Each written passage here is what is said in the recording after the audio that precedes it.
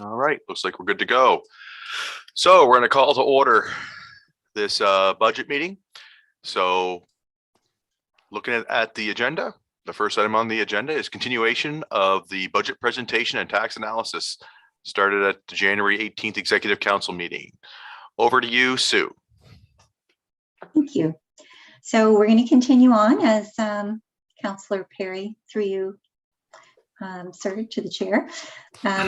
We didn't get through the tax analysis completely, so we are going to start back on that, and then we will continue on with the business plans. And there's actually 4 reports now on the agenda to that we hope to get to. We may not, and if we don't, we'll continue on Tuesday at the meeting at 6:30 next week.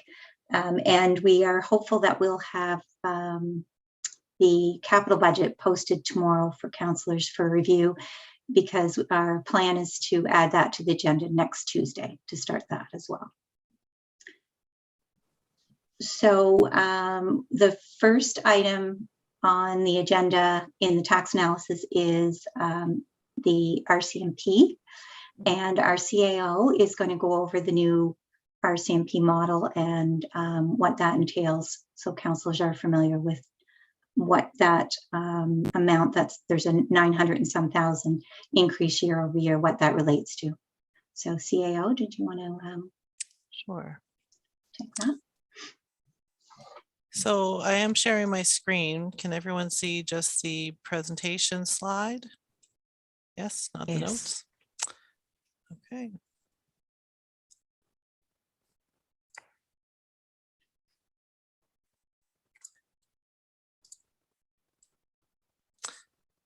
So councillors, last week you had a good overview of the tax analysis.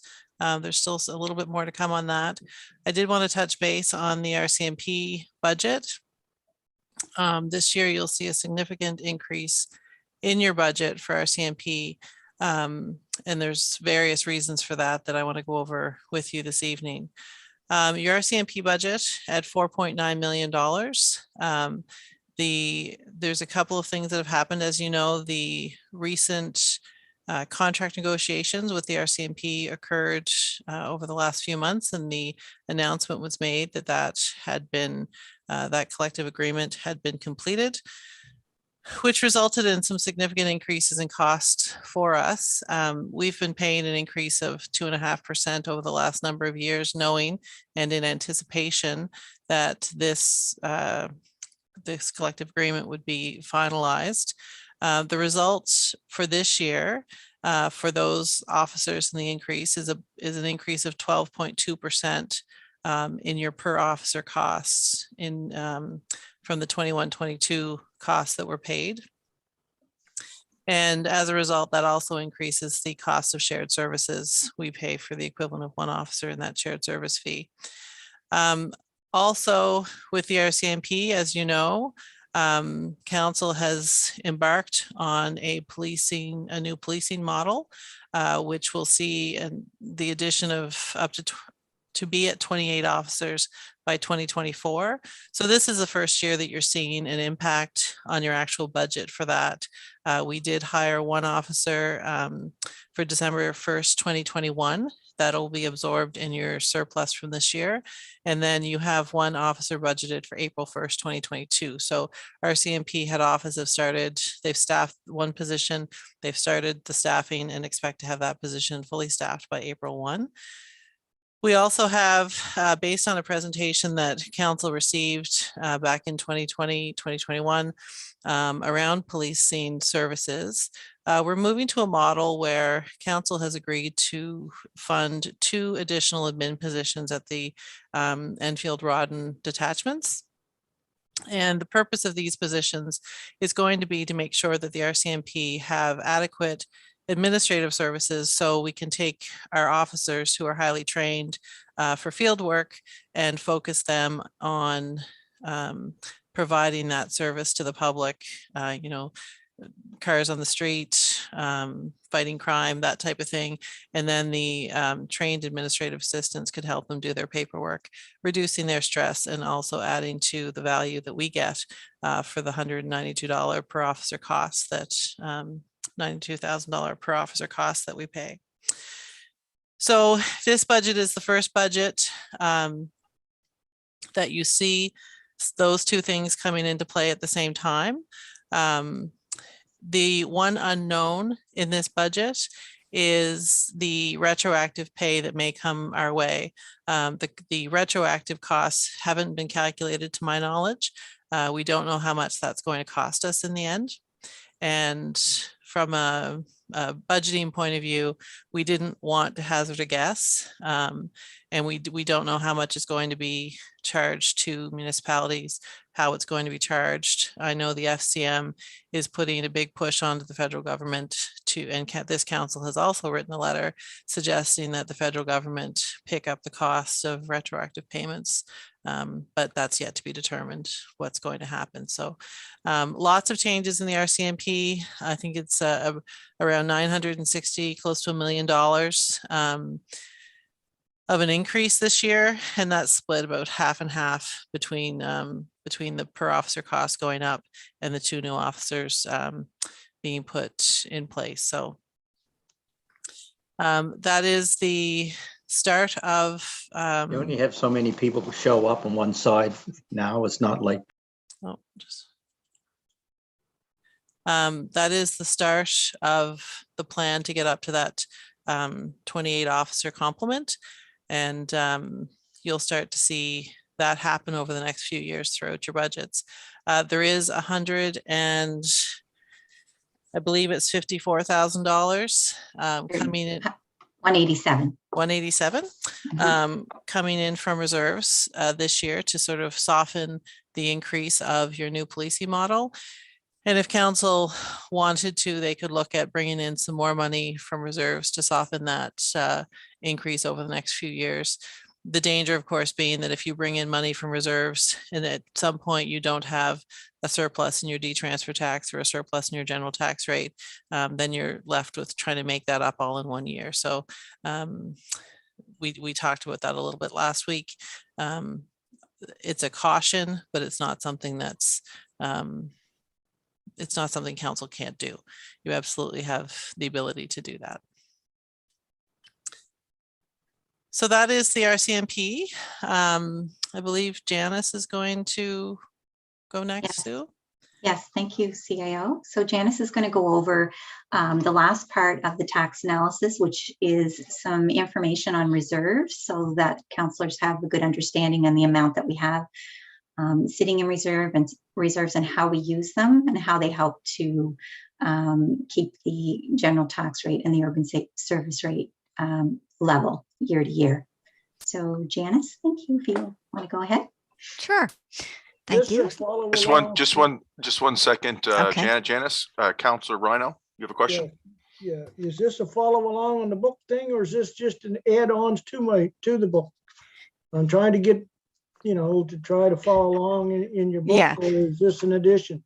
The next few slides is just to explain to council and whoever's listening what reserves are and how they're, what we use reserves for in East Hants. So the next few pages is not in your book. It's just information. Thank you. You're welcome. All right. Okay, Continue on. okay, thank you. So this slide here represents reserves, and it shows there from year 1 to year 6 what we try to do to keep tax rates, not just general tax rates, but the urban service rate as well, to help keep them from going up and down every year and to be consistent year over year. So what I did was I'm going to use just an example that so that folks can understand. So the example that I used is right now, and we've been doing this for many years, is we're putting aside reserves for election costs. So as you know, every 4 years we have an election, and that election costs, we're going to, for simplicity's sake, say $100,000. So what we did is, or what we do and what council has approved in previous budgets is like year one, we'd put $25,000 to reserves. Year two, we would put $25,000 to reserves. Year three, we would put $25,000 to reserves. Year four, we would put $25,000 to reserves.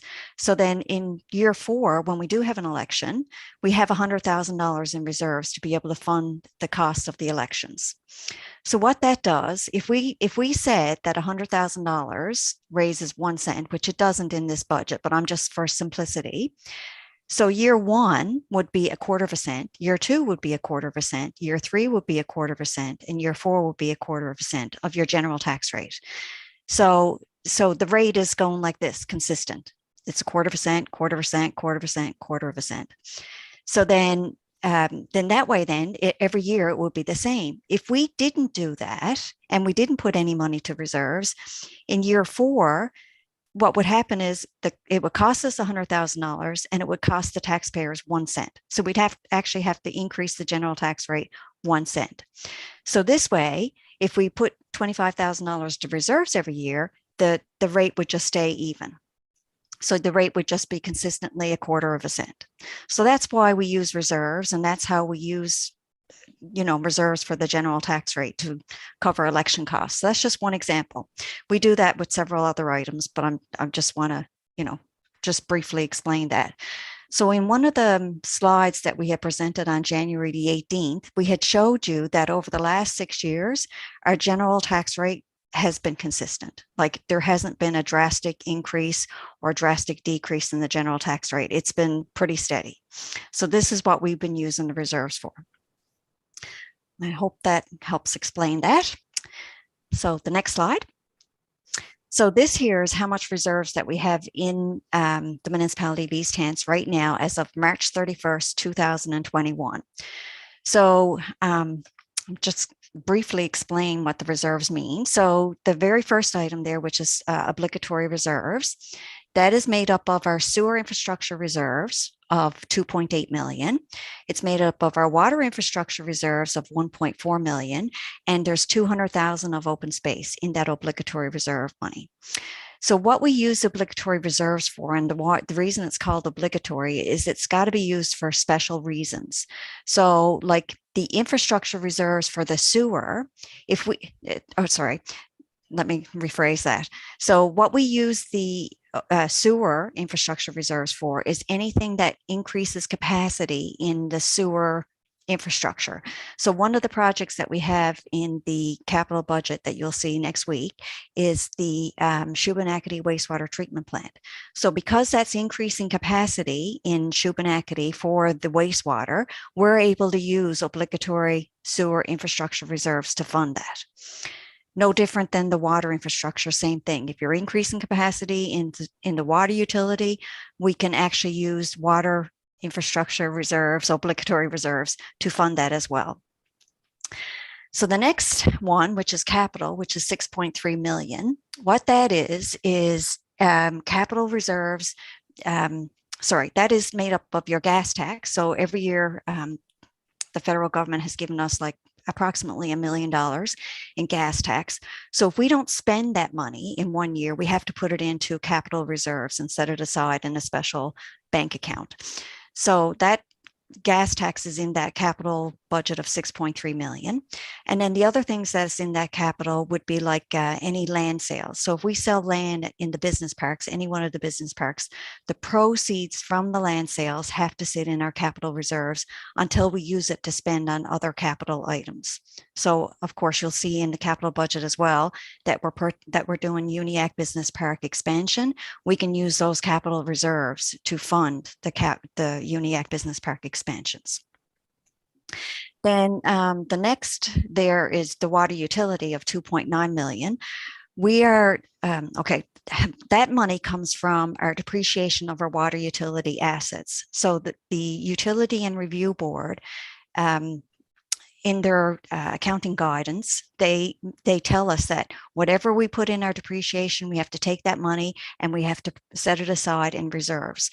So that's what that water utility of 2.9 million. And that money can be used then to pay for capital projects in the water utility. So lines in the ground or the infield water treatment capacity upgrades, hydrants, etc.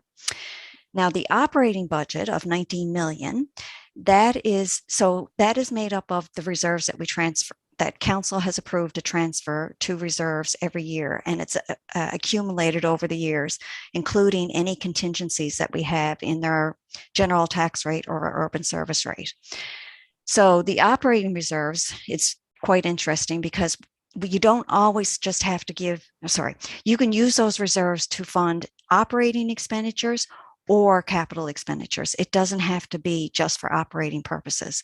So you'll see that in the reserves transfers, like we transfer every year money to reserves for, sorry, I lost my train of thought. It's the computer hardware and software. That's capital like expenditures. We don't capitalize them, but that's what we use our operating reserves to fund. It's like things like hardware, software, and then also to help assist with some of the one-time operating costs that we have in our general tax rate or our urban service rate.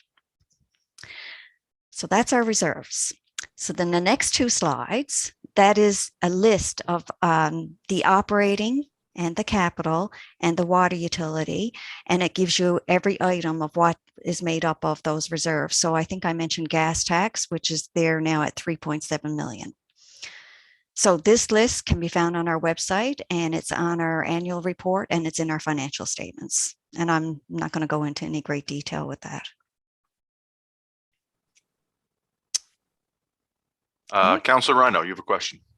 Yes, I certainly understand putting away money, i.e. for the election quarter, the 25,000 every year. We've been doing that for eons.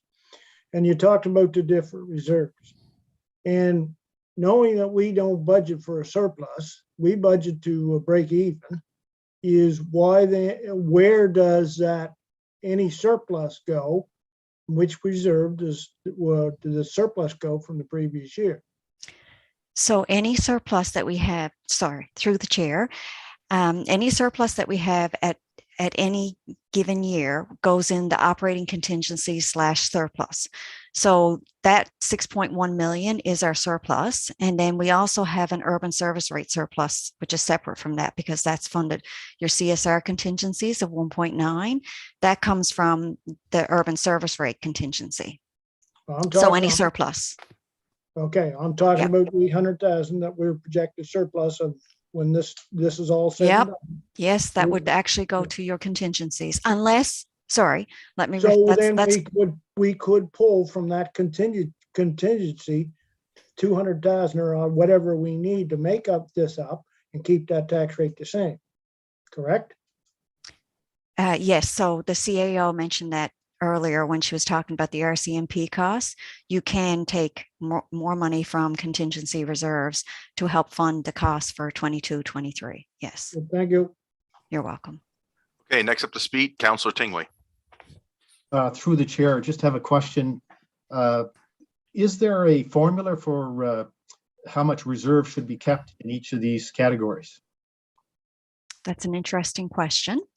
So we've done very well here at East Hants with our reserves, and how we fund them is based on traditional costs. So like the computer hardware, for instance, we know that every 4 or 5 years, it's going to cost us probably 300,000 or less for laptops. So that's why we consistently put like $90,000 into reserves. And it's served us well because every time that we go to replace computer hardware, or if we have software that we need to upgrade, we have enough money in reserves to fund those items. The Department of Municipal Affairs, or the provincial government, I would say, they have never given us a formula, but what they do is they do a ratio in our financial condition indicators that tell us what ratio we should be using for our reserves and what's a recommended level. And I don't know that number off the top of my head, but it will. The financial condition indicators hasn't come out yet for last fiscal year, but I can get that information for you at a later date. Thanks very much. You're welcome. Is that everything, Councillor Tingley? Okay, next on the list is Deputy Warden Mitchell. Thank you. Through the chair to Janice.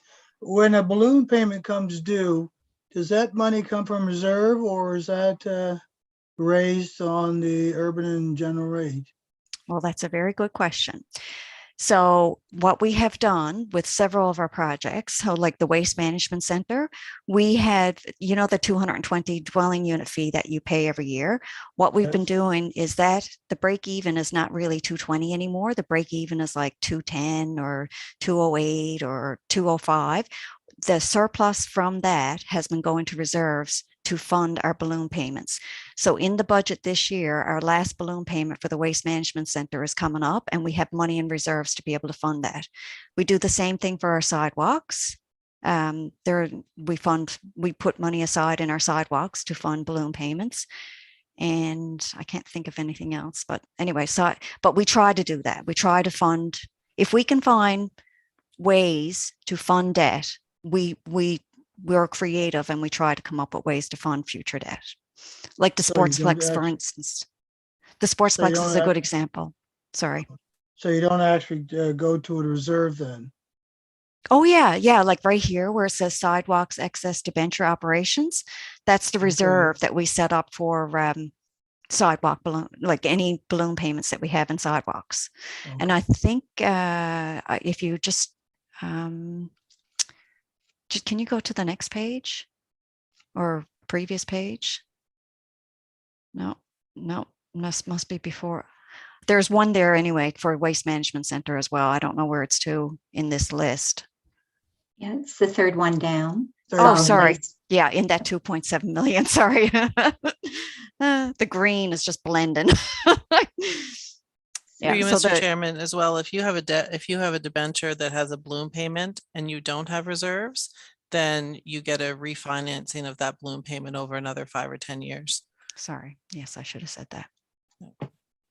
Okay, So- thank you, Mr. Chair. Thank you, Janice. You're welcome. Kim? I was All going right. to say the example that we could use there would be your Sportsplex. So in a few more years, we have to refinance that because we don't have enough money in reserves to pay off that balloon.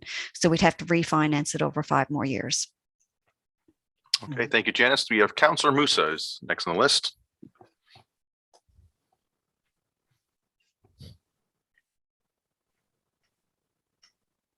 Sorry about that. So in the capital reserve, you said there's gas tax and surplus from land sale and stuff.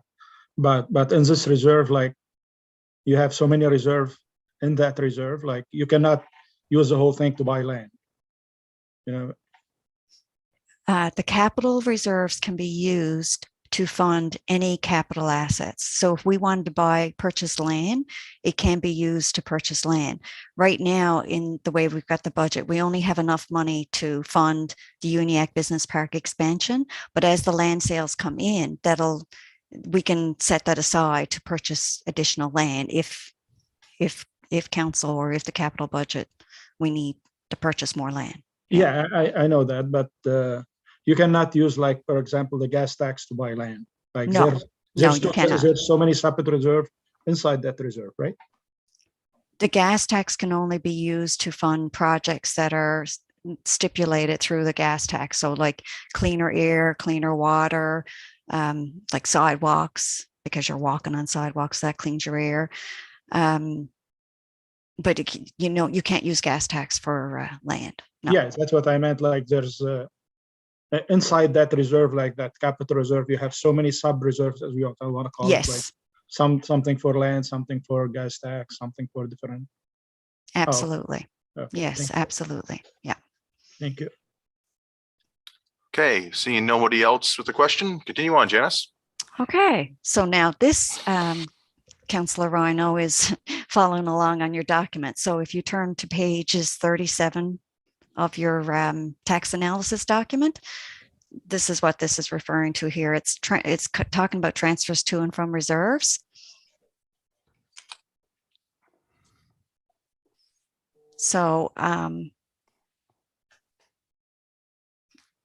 so we just summarize some. So we've already talked about the different types of reserves.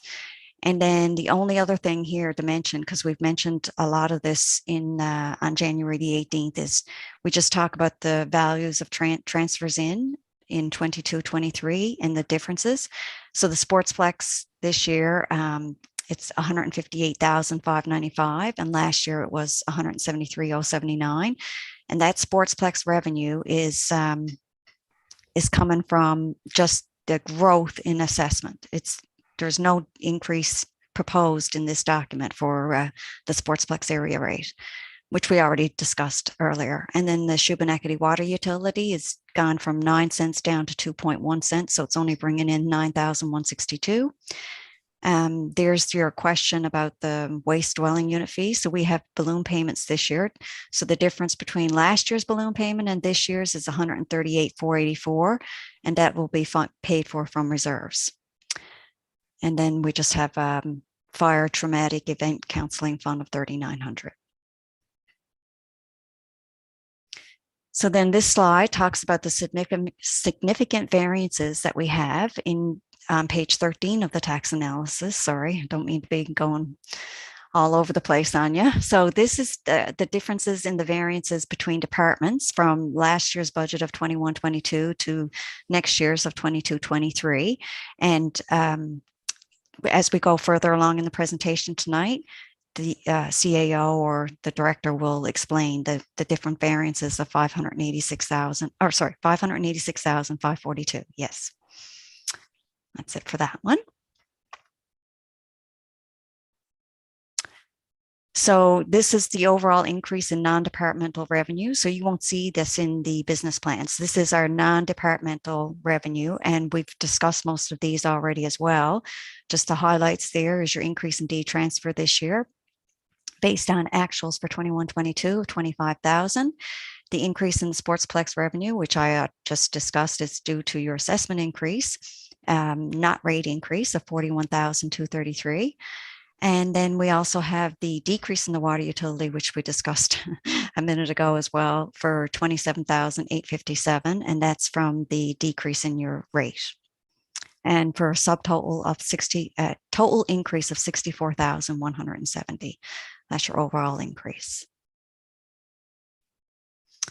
So this is your overall increase in transfers and appropriations, net of reserves, for 938,662. We talked about the Sportsplex on January the 18th as well. So that's just in and out. So this is the facility revenue of 1.4 million and the facility expenses of 1.4 million. Then the CAO already just discussed the RCMP costs for 959,000. So that's the bulk of your differences in your decreases from this year and last year. And then there's also the increase in the Sportsplex debt. I just wanted to mention that 56,000 increase is principal and interest payment on the new debt for borrowing for the Sportsplex arena. So that does include the principal and interest payments. And that's it for that. I hope I'm not going too fast. And then next is the overall increase in transfers from reserves. So one important thing to note here is this is just the transfers from everything that's non-departmental related. So the differences in the transfers for the department is 378,879. So you'll see that as we go through the business plans, the differences in the variances of transfers from reserves from 21-22 to 22-23. But overall, without the departmental, we have the aquatic center increase of 7,000, which I already discussed that as well, but council can choose to not increase that reserve this year. Then we have the increase in transfers to reserves for planning studies of 20,000. And then the rest of it is like the decrease in transfers to reserves for Sportsplex. Because we're bringing in less revenue, we're not transferring that much more to reserve. So it's only 14,000. And then we're bringing in less money to fund reserves for the solid waste balloons. So therefore, that's a decrease as well of 68,000. The important note here is the COVID. So in 21-22, we had put in that we were funding 140,000 for our COVID-19. Well, that has to be spent by March 31st, 2022. So we cannot use COVID funding in 22-23's budget. So a net variance of 89,686, all those items. Okay. Thank you, Janice. So I was going to say, if we have no questions, we can continue on with the business plans, but at any time, if there's something else that you would like staff to bring back, like a report or analysis, please let us know and we can do that at a future date. Thank you, Janice. You're welcome. Go ahead, Sue. Thank you, Janice. That was great. Appreciate it. Through the chair. So if you have any questions, like Janice said, feel free. We're here to respond. And if you want any additional analysis, we can bring that back on Tuesday of next week. So now we get into the business plans, and the CAO is actually going to take councillors through the new budgets, draft budgets. Thank you, CAO. Okay, thank you. So through you, Mr. Chair, the next several slides, I'm going to take you through the business plan, which of course, all of the initiatives in the business plan tie back into your strategic plan. And there is a lot of work planned for the next year. We do start the business plans in your budget document. The very first page, you'll see a message from the Chief Administrative Officer just outlining many of the projects that we have on the go or that we plan to do and how they relate back to your strategic plan. So if anyone was looking at sort of the highest level overview they could get of this budget, sort of those first 6 or 7 pages of the budget document would give them that. Your budget document also covers, sort of goes over your strategic plan a little bit, your mission, vision, your core values, and that type of thing. So putting this plan together, we start this process in about October, September, October, when we start to budget for the next year. And the end result is primarily from the operations point of view, the business plan. Then finance takes over and looks at all of the different tax values and does all of their analysis to come up with the budget document itself. So I first want to thank all of the directors and their staff for the input they've had into this plan. I also want to thank finance staff for the hours and hours of time they've put into putting this together. It's short of a miracle how many hours they put in between the time we get the assessment roll from the valuation folks to this point.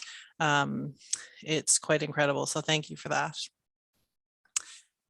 Just another note on this as well, the business plans that we've put together this year very much assume that COVID is going to be a thing of the past soonish. So as we said last year, although I think we were a little less optimistic at this point in time last year, we plan on business as usual, with the exception maybe of the aquatic center. We haven't gone full tilt and assumed we're going to have answers on how much it costs to run an aquatic center, how much revenue we're going to bring in the run of a year, because although it's been open for 2 years, we haven't yet seen a month where we've had regular revenues and regular expenses. So bear with us as we go through that process, and hopefully this time next year we're telling you that we know exactly what it costs to run the aquatic center for a year, because we've been open in full force for 12 full months. Let's hope. So as far as the business plans goes, when you go through these, for each department, you have a summary of the services that are provided for that department and the annual planned activities that they do. So we don't go through a business plan and regurgitate everything that departments are going to do to run the municipality. So the day-to-day stuff. We give a general overview for the reader so they know what that department is responsible for. And then the budgets certainly support the work that we do on a day-to-day basis, but the document doesn't go into all those details. What we focus on is telling folks what our one-time projects or new services are in the budget. We have priority 1 and priority 2 services. Priority 1 being ones that we assume we are going to get to this year or start based on the description in the budget. And priority 2 being ones that we know are sort of at that next horizon. And if we can get to them this year and start planning for them, that's likely what we will get done in the 22-23 fiscal year. Each department has a staffing complement page as well as a department budget. The department budgets have many cost centers that feed into the master budget. So it's not always easy to tell exactly what's driving those department budgets, but part of what is done in this document, you have budget highlights and then you have significant variances. So if you're truly interested in what's going on in a department budget and you see, for example, if office supplies has gone down by $5,000, for example, you can go to the variance table and see why that variance is what it is. And usually there's an explanation there saying, well, we're not doing a envelope order this year, or we're not doing whatever is causing that variance. So those variance tables, depending on the department and depending on how complex their operations are, can be quite long. And we won't go through them in detail tonight, but certainly as we follow along through the business plan, you can look at those variance tables and ask any questions. What I'll do is I plan on presenting the high level project-based information for each department. And then if there's any specific questions, I'll turn that over to either the finance folks or the director in charge of that department. So the first cost center area service that I'm going to talk about tonight is actually council. So council has a budget of $502,000. If you look on your business plan, they are on pages 10 to 12 of the business plan document. So there you will see what makes up the $502,000. The net impact on the general rate for council this year is $22,998. $21,000 of that is the increase to your honorariums. And then there's some minor increases for advertising and whatnot to keep up with the actual rates for today's world and what we've seen in this year that we're in. So in general, in the council cost center, you're going to see things like the NSFM costs, anything to do with your business as a council. There is some money in there for council training that we'll rely on this year. The primary one, of course, being the honorariums and benefits.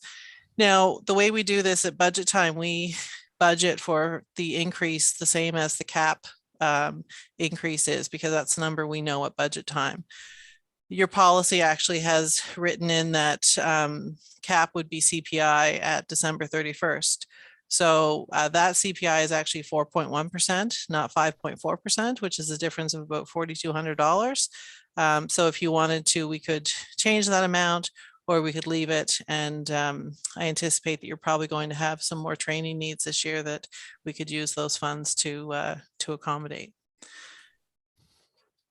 Any questions on council?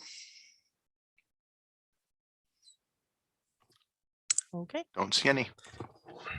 So the next two slides, I'm not going to go over them all because we'll touch on all of these throughout the next presentation slides. But what this is basically is a snapshot of all of the major planned activities for the whole organization. So when I look at our major initiatives to forward your strategic plan along, these ones would be the ones that that are probably most impactful. And we also have another slide coming up next on the capital initiatives that are making an impact this year for us. So things like website redesign, signage, training, the policing model, we've talked about a lot of that already. We'll talk a little bit more about them. We have a lot of work going on in corporate services around economic and business development projects. We have a new director in corporate services who's working with the fire departments on a couple of new RFPs that they have that we have to put out for fire services this year. And we're working on real estate fleet studies for the two schools, the old Elmsdale Elementary School and the Milford Elementary School sites. Projects like that are front and center. And we also have quite a bit going on, as you know, in Parks, Rec and Culture and around program delivery and whatnot that we'll get into. And then we have quite a bit going on in our planning department, and that's no surprise to council, I'm sure. We've had lots of reports in the last 4 or 5 months relating back to the work that planning has on their plate for the next year, year 2 or 3. So we'll talk about those a little bit towards the end of the evening. Significant capital initiatives that are proposed for 2022, 2023. A lot of these have already been in your budget. And when Sue presents the capital budget, either later on this evening or starting next Tuesday, you'll start to hear more about these projects. But there shouldn't be anything on this list that council isn't at least aware of. There may be some, like there's a project in here for exterior lighting at the Lloyd Matheson Center, the municipal building. Things like that you may not have seen before, but they're fairly small in size. But of course, you've been seeing some of these projects for the last number of years on your capital budget.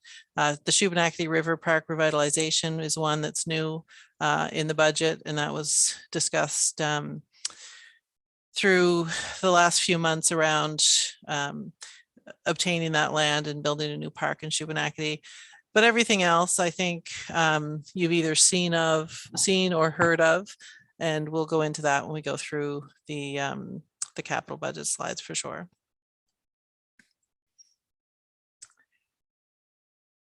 So starting with my office. My office starts on page 13 of your business plan. And between corporate services and the CAO's office, we've been working over the last few years to sort of figure out who's doing what and what belongs where. So there are some transfers that have been made from my office to the corporate services office, and you'll see some of those, particularly in wages, where people are reporting to different sections or using some funding to fund others. So some of this gets a little bit confusing, but we can certainly explain any of the ins and outs if council has questions. So around human resources, what you'll see in all of the business plans and in those variance tables, you'll see a couple of things. One is how much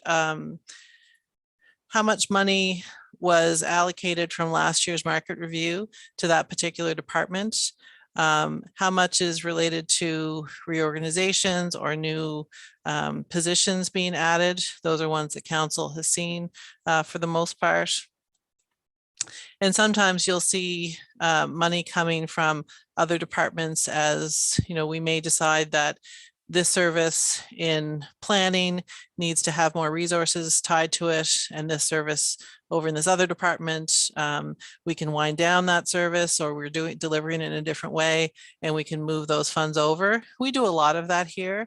We're a very small staff, and we allocate our resources where they're needed, usually taking the people with them. So some of that gets a little bit confusing, but certainly we have Jordan and Janice on tap, and they are intimately familiar with the payroll budget and where all the money comes and goes. So we can tap into that resource if we need it as we go through the conversation. So as we get into government grants, for example, this budget does have an increase of $35,000 for the East Hants Community Rider in the budget document. That is a draft that council asked us to have included. Council has yet to make a decision on that, and that is one of those decisions you'll have to make over the course of this budget. We do have some grant reports coming up at the end of this agenda, if we can get to them this evening. If not, we'll hear them on Tuesday, related to all of the government grants and the community partnership grants that are in this budget. So that presentation will be done later on by PRC, who now manage the grants for council. So our legal services, the one difference in our legal services this year, the budget has not changed. But what has changed is up till this point, for the last number of years, we've been bringing in money from reserves to cover off the legal services budget. It's consistently, I believe, been $80,000 coming from reserves. So this year, where our legal services budget is fairly consistent, it kind of goes against how we would typically fund a service. So sometimes we'll say, well, if it's a one-off, we'll bring money in from reserves. But we know legal services isn't really a one-off anymore. We used to have quite a bit of fluctuation, but we don't. So that is one area that we've said, well, let's not bring that in from reserves anymore. If council chose to continue to bring that in from reserves, then you could drop your required funding by $80,000. That would be one place that we could look if you're interested in bringing your tax rate back down to a no change or a lower tax rate. Under communications, we have quite a bit of work to be done this year. We've had some changes in our communication staffing over the last year, which have set some of our projects back. We have one full-time employee on maternity leave, and the other one, they're a team of two. The other one moved home to Cape Breton in the summer of 2021. So some of these projects have been on the list and we've had to move them forward, and you'll see those reflected in your budget document. But we're hopeful that we're now back up to full complement, and we hope to have some of these projects move forward fairly quickly. The website redesign is one of them. Council's heard about this all through your accessibility study. We do need a new website. We need it to be service-based and accessible. We've also augmented this budget for an EBD component of the website. So we do have $90,000 coming out of reserve. And I believe this year we had 62,000 coming out as a plan. So that has been augmented to have an integrated yet separate investment section of the website to meet some of the objectives of our business development folks and a new business development plan that's being created. The next one sort of was born in the last few months. We had a project on the books to do wayfinding signage from the highway to this building, as well as to the East Hants Sportsplex. And what we discovered, as other departments wanted to do signage as well, Jesse had some in the services, sort of for wastewater treatment plants and whatnot. We decided, or discovered, that each one of us would be going out and getting designs done for these signs. So why would we do that when we should really just have a family of signs designed once, and then if somebody needs a sign, they can pick from that design. They would be consistent with our brand, they would be consistent with each other, and sort of help build that continuity of community, whether it's a sign that's being put up in Mount Uniacke, in Walton, or in Elmsdale. So part of this plan is to have that family of signs designed.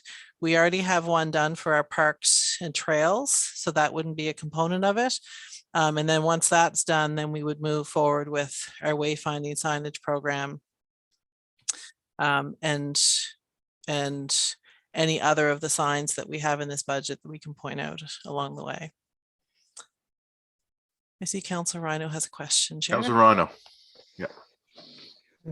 I just question the need for signage. Like to know some more about it. I mean, Elmsdale is pretty well a one-horse town, and it's pretty simple. We've done without signage all these years. So what's driving this issue of trying to find a municipal office when you drive along the 102 and you can see it? And I know we all own the Sportsplex now, but for anybody who uses that Sportsplex, it's fairly easy to find. So all of a sudden now we want to spend more money with signage. I just like to know where it's coming from. Yeah, that's understandable. I would say it's quite unbelievable how many people can't get from the 102 to this building.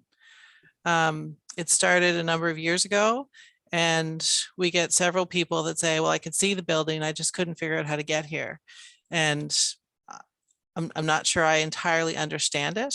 But it's not unusual to have directional signage to your main civic buildings in a community. The idea of doing wayfinding signage to the Sportsplex was part of this years ago before we took ownership of the building itself. Again, it's one of those sort of pieces of infrastructure that people come to the community for.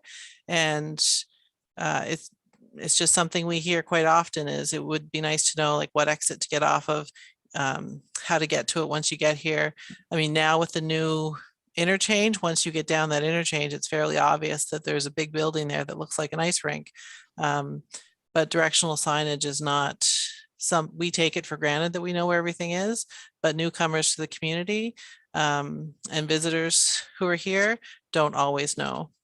Well, I take it the signs won't be in cursive, I guess, then. They will not. No. But it still it's still hard to fathom with the technology that's there today and everybody using Google this and Google that.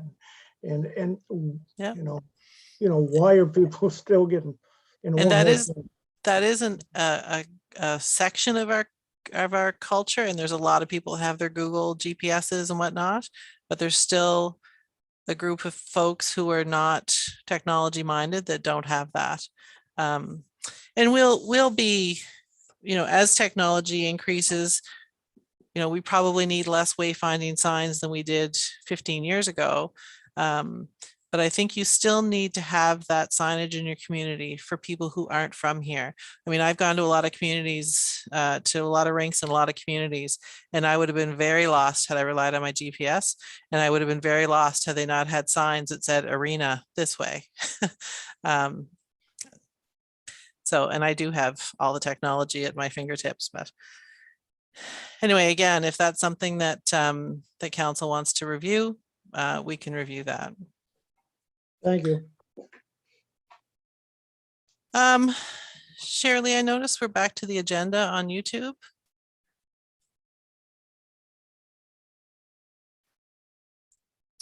I'm not screen sharing. Oh, okay, never mind. Is our live stream still on? My end, it looks like it is. Okay, It looks good to go, Kim, from my Okay. end as well. I'm just going to carry on then.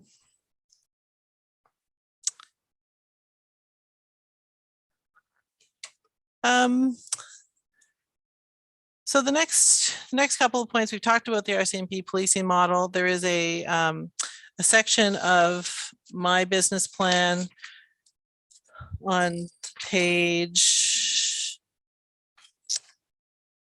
16 of the business plan. We've sort of laid out that 4 or 5 year plan for RCMP, starting with the one corporal that we hired this year, 2 DSA positions for this year, 1 constable in April 2022, which is in this budget. And then council's plan is to have 2 constables in 2023 in April, and then 1 other constable in 2024. So that should get you up to a full complement and just provide a better overall policing model for our community, especially as it grows. We also have some diversity and inclusion training and awareness in our budget. Internally, I've struck a committee that will be co-chaired by Alana and Adam to make sure that we can move this particular element of your strategic plan along. So we do have some money in the training budget allocated for both council and staff diversity, equity, and inclusion training, and then general awareness in the community for around that topic. So that is one of the things on our project list for this year. So moving on, are there any questions about the CIO's office? Moving on to corporate services. So this is Adam Clarkson's division. Kate Friars was the old director of corporate services. She retired this year. Adam has taken the reins of this department and is sort of learning all of the many learning many of the divisions that are part of this department is sort of our catch-all for providing service to council and to the organization around everything from fire service to fleet, real estate. Policy is a huge piece now. We've got a fabulous resource in our policy side of things. Nathan, who is doing wonderful work on our policies for us. So lots of really great things happening in corporate services this year. If you're following along in the business plan, we're looking at pages 21 to 36. And the net impact on the general rate for this particular department is $237,000. 108 of that came from my office over. So the 28,000 you saw in my office would have been higher had the money still been over there. So 237. One of the things I wanted to talk about before I get into too many of the different cost centers is insurance. So we've had overall, our insurance is a 15% increase across the board from actual insurance last year. It's actually a higher number of that from the budget that we budgeted for last year. So we have had a couple of claims on our water wastewater side probably 2 or 3 years ago that are driving some of that increase. But again, I think insurance in general across the board is going up, and we've been told to expect a 15% increase. Now, we don't have the actual bills for that yet, the renewals, but hopefully they'll be less, but we have included a 15% increase in those insurance costs over the actual from last year. We do still have a PACE program on the books. Again, we've had some staffing shortages over the last year to just roll that along. We do plan on getting to that this year, which is a program where folks, providing the provincial government can get their ducks in a row on the solar issue that we're facing this week, where folks can basically borrow from the municipality to install solar and pay it back over a number of years on their taxes. And part of that conversation, aside from solar, is going to be having a conversation with council to say, do you want to do any of these types of programs related primarily to climate change, and roll some of those out as well. So we'll get the model set for PACE, and then we'll have that model in place to have that conversation with council and other services that they may want to do. One of the examples was, if people need to replace their septic system, can they get a loan and then repay it over a number of years? And, making sure that we have modern working septic systems is definitely something that's important for our environment. So it may fit under that program. This year, there's going to be quite a bit of work on the fire service contract for the dispatch service. So that will be a check-in with the fire departments to make sure that we have all of the right boundaries and whatnot in place, all the right dispatch controls in place, and go back out to market for that service. As well, we've had conversations of late about the fire scene security contract, and we'll be going out to market to see if we can get something that's more sustainable for the fire departments in that area.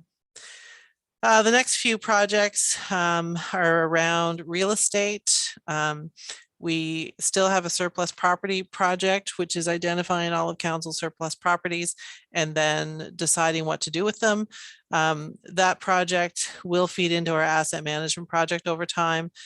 So those two projects are kind of being moved forward in tandem, as one as part of inventorying our assets, and then the asset management piece will follow along after that.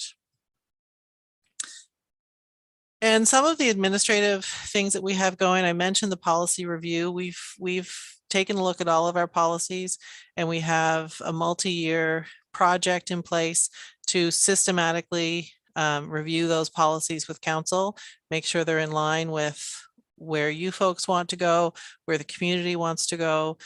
We have changed a lot since some of these policies came into play. So you'll be seeing policies come back to you.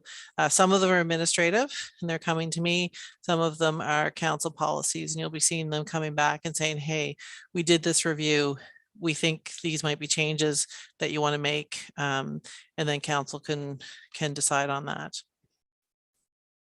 And again, our asset management program, we've gone out to market twice now for an asset manager to give our manager here additional resources to start that project and really get it rolling. She started it, but we do need someone who's actually focused on the project.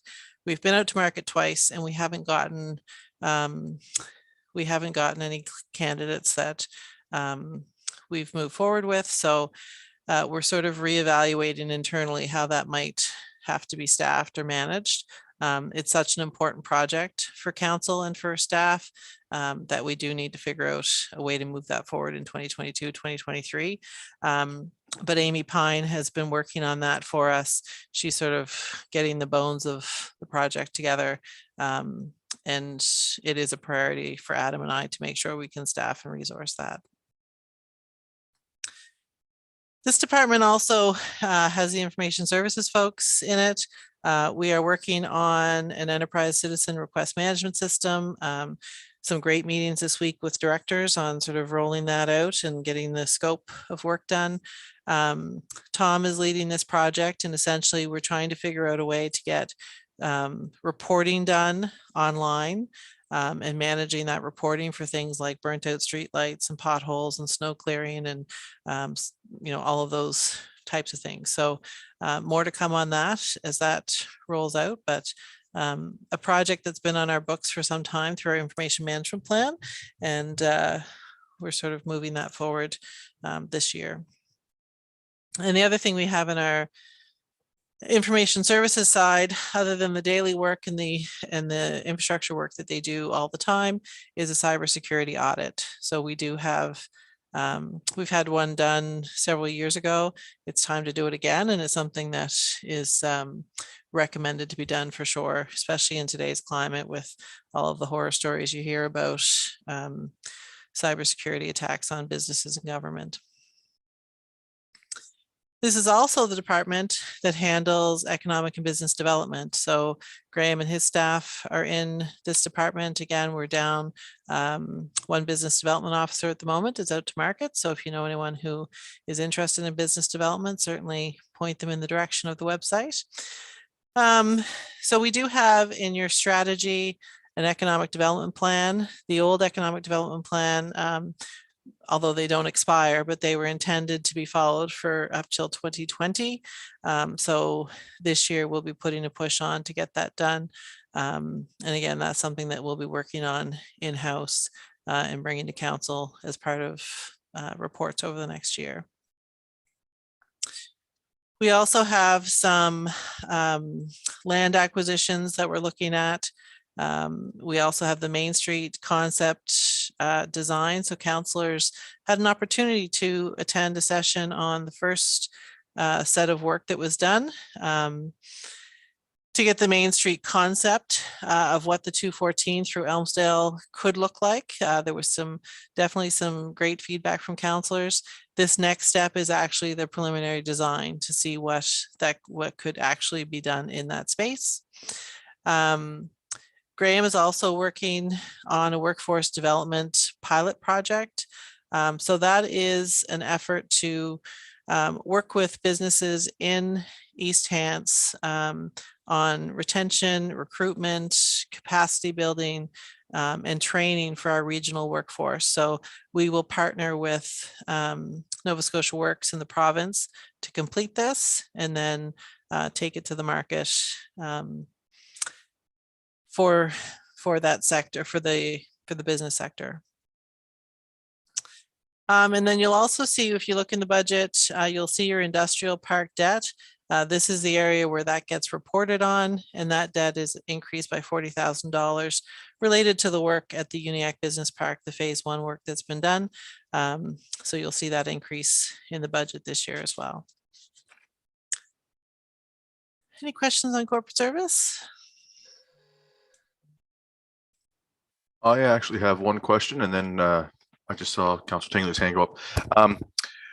We talk about the debts incurred by the industrial park expansions. When roughly do we expect the income to come from the lot sales? So generally to you, Mr. Chair. Generally, if you have construction in this fiscal year, 2022, which some of it you may see in that phase one. When we sell a lot, we generally have 2 years for them to start construction. Typically, they will buy it and start it fairly quickly. So, sorry, 2 years to finish construction.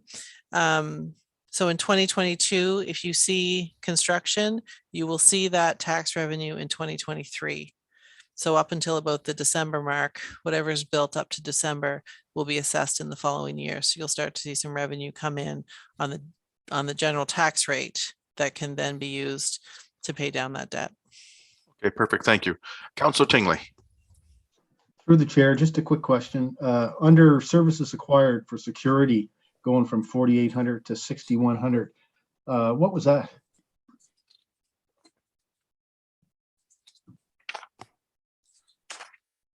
Is that one of these lines? Oh, well, I'm just looking at the budget here on page 34.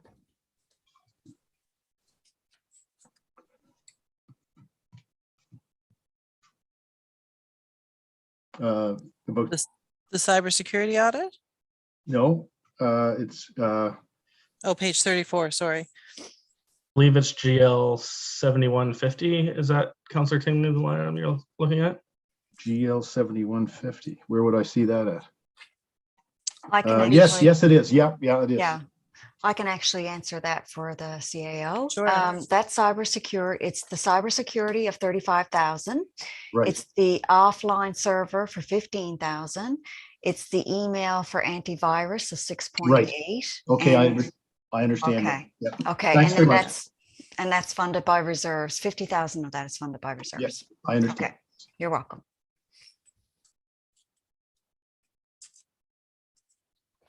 Okay, Any other Councillor Rhino. questions? Yes, through you, Pace.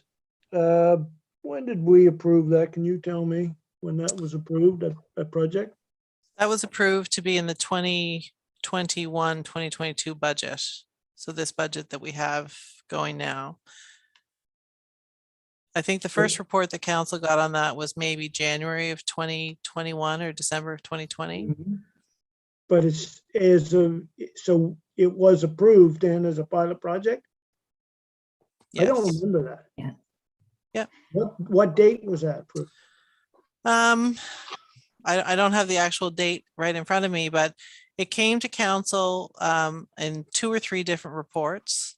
Yeah, And then council agreed to fund it. There was a $13,000 administrative fee that's to get the program rolling. And then the $100,000 was going to be funded from reserves. So if people wanted to borrow money, they would do that through reserves. The only reason it hasn't started yet is because of human resources. We've had challenges in a couple of the positions that were tasked with rolling that out. So I say challenges, it's more like maternity leaves and absences, but well, I guess I don't remember. I remember the conversations around that because I adamantly said that we should be looking at helping residents drill wells in Yep. hard water, and I argued that. But for the life of me, I didn't think that was actually passed, but it must have been. I guess you were saying it's there, but Yep. Just have concerns around that one, but that's in the past. So. okay. Anything else for anybody? Seeing nothing, carry on, CEO. Okay. The next one is finance department. The finance department always looks a little wonky because they have all of the big ins and outs that are going through for the organization. So we'll try and get through this one without too much confusion. So as far as in the finance department, this is the department where we budget for the what we call the market review wage amounts. So we plan for market increases for our staff every year. The budget is in this finance department, and then it gets reallocated once that process has happened. The difference in this year, and I've had conversations with council around this earlier in the summer of 2021. We've had the same amount in our budget for years, and it's just not keeping up with market values. So we've increased that by $45,000 this year in the finance budget, and then by another $5,000 in the urban service rate budgets, and the water utilities, it gets split over. So hopefully by increasing that, we'll be able to keep pace with market and make sure that we're competitive with not just municipalities around us, but the industries around us. I mean, we've all know that it's an incredibly difficult time to retain staff. We've done a fairly good job over the last year of doing that. But certainly the investment in our human resources is one of the most important things that we can do, in my opinion. And we're certainly not in a position now that we could be not keeping up with market to retain our staff. This is also the area where you'll start to see your special pension payments. So again, this is a little bit confusing. We budget what we know based on the last actuarial review we had, but then we'll do another actuarial review in the next few months, and then that will have to be what our special payment is based on. It'll align with the December, that says 2019, but I'm 2020 review, 2019 review. Yes, Yeah. through the chair. So we three-year went to a review. 3-year plan. So now it'll be 2023 based on December 2022. Yeah. Yeah. So the tax exemption, you'll see a decrease in here, and that's one of the primary reasons this cost center looks like it's going down so much. Because we took ownership of the Sportsplex, it is no longer commercially assessed with an associated tax exemption. So once the municipality owns the building, it becomes assessed at the source, basically.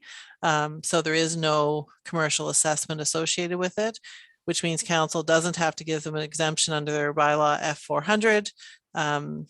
So it looks like your expenses have gone way down, but your commercial revenue have gone down an equal amount. So you'll see that in your finance cost center. And around assessments, PVSC, which is the folks who do our assessments, their costs have stayed constant. We do have some money in this budget, and it's going to depend what route the NSFM takes on the CAP program. But we're carrying some money in this budget to help with educating folks on the CAP program and helping them to understand the impact that program has on their taxes. So that would be done sort of as an NSFM initiative with various municipalities, then sort of disseminating that information out to the public. And we're really not sure with the new government and with NSFM's work plan where that fits. So. And just to comment on financing fees, when COVID first hit, we started taking Visa and MasterCard for some things that we hadn't typically taken them for before. We're still doing that. However, up to this point, those fees have been covered under the COVID restart money that we got from the province. We're not able to do that this year, but we think that there's still value in paying for those fees through municipal coffers, because it does provide a tremendous value to the taxpayer. We're not taking Visa, MasterCard for tax and water payments, but we will for all of the other peripheral payments that that are made, and your public is certainly appreciating that. So the cost of those fees are about $13,000 in your bank fee GL account that you see there. Any other questions about finance? Councillor Musa. Thank you, Mr. Chair. I've wanted to ask this question for a while since Councillor Rhino mentioned the bringing money from the surplus to offset the increase in the budget. So I love this, the way you're doing business now with finance under your leadership, but with the previous CAO, every time we had surplus with gas tax money, they were dumping it, payment on a pool, and everybody was with it. I voted against it, and I asked why it's not going to the general tax. So was there any pressure on you as finance, like when you were in the finance position? Was there pressure on me? Yeah, like everybody was in favor of dumping money on the pool instead of sending it to reserve. And now everybody in favor of building up the reserve. This way we don't have to need money in the future. So I like the approach you've taken now with the finance. But before that, when you were, everybody was, even staff were in favor of putting the money toward the pool. I don't know if everybody remember that, but I remember that. So I think at the time, what you're referring to is as we planned for the replacement of the Milford Pool and moving into the Aquatic Center, we knew that we were going to need to finance that project. And councils of the day, and there were several of them, right from the very first moment they decided to build the Aquatic Center, they started to put money into reserve quite aggressively, so that when it came time to borrow, we had to borrow less money, because of course, as soon as you borrow, you're locked in to borrowing that money, and it becomes more expensive over time. So for those few years, that was very much our focus, was if you had extra money left over, we'd recommend you put it to the aquatics project, because once you're finished building that building, and it is a general tax rate function at that point, once you have to go get your debt, you're going to wish you had $2 or $3 million in the bank, ready to pay down some of those costs. So that was sort of the philosophy for probably about 5 or 6 years. About 3 years before we actually built the building, and then during the 2 or 3 years it was under construction, that was the philosophy at year end. Sort of, it wasn't the gas tax extra, it was the sort of the surplus. So if there was and typically what we did was, if there was surplus, it came from recreation and culture, or something that you could tie back to recreation. So it might have been, we did have some large surpluses where we had budgeted to put money into equipment and we didn't, or things like that. We would sort of look at those amounts and say, okay, you've got about $250,000 you could arguably say should go towards that aquatic center. I think that's what you're referencing, and we don't have a project like that right now, but if you did, we would still be recommending that. So if you had, last year we had active transportation projects that we knew were coming up. So we suggested and recommended to council that we put money from the surplus into the active transportation budget. So now we have that money sitting and waiting to do those projects. So we will always do that at year end. We look at the surplus and say, okay, what's the best place to put that money? And allocate it to something rather than just sticking it into your contingency reserve. If there's projects we know that you need to fund, we'll make that recommendation to council. For a few years, it just happened to be the aquatic center that was front and center, trying to reduce that amount of debt that you take on at the front. Okay, thank you. No, I always thought this change of leadership, like switch idea or different idea, you have different idea than the previous one, but that explain it. Yeah, no, we try and manage that, reduce our debt. Yeah. And when you have a surplus, it's just easy. It's an easy way to get that money into a particular area. The council has to acknowledge that that's where they want it to go. But it is prudent, I guess, financially, that you take that approach. Okay, thank you. See nothing else, continue on, CAO. Okay. So next is your infrastructure and operations. For those of you who are new to this game, gets a little bit complicated in the next few pages of your budget because you have general tax rate infrastructure and operations, which is generally your waste management, operations, roads, things like that, transportation. And then you have your urban service rate, which is your sewers, sidewalks, street lights, that type of thing. So in your urban service area. So you're looking at pages 44 to 59. There's two sets of financial information in your document, but the general projects that are outlined are in here as one. So we'll start with solid waste management. This is the function of collecting, transporting, disposing of all of your waste, operating your waste management center out in Georgefield. There's two components to that. One is your waste management center operations, and the other one is the environmental protection costs that you have a responsibility to the environment when you're operating a waste management center. So those costs are included in here as well. So we do have some revenue that has increased in this, and that's based on actuals from this year. We do have a table that we'll get into in a minute talking about contracts, so I won't go over those. We have had some internet connectivity issues at the Waste Management Center, which make it incredibly difficult to operate out there. With today's day and age, everything's tied into computers, obviously.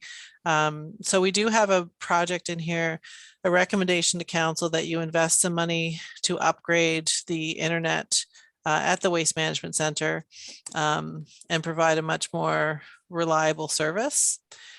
And then we have some building repairs out there, but we also have a larger project for repairing one of the larger buildings out there that's in the capital budget. Under snow removal on the general tax rate, the budget has gone from 330,000 to 390,000 due to the addition of new roads. But we have taken in $60,000 from reserves. We have a snow clearing reserve. We've taken in $60,000 because we don't really know what the cost of snow removal is. I mean, every year you have a different, you get a different beast. So it's a good practice sort of to, if you have an increase, to bring that money in until it sort of settles out and you know what you're dealing with from year to year. On the waste management expenses, I'm not going to go through all of these, but you can see the increase in collection costs, an increase in transportation costs of 17,000, and an increase in processing costs of 111,000. So a total of your contracts. So when you think back to the number that we need to raise more this year on the taxes, 148,000 of that is coming from your waste collection costs.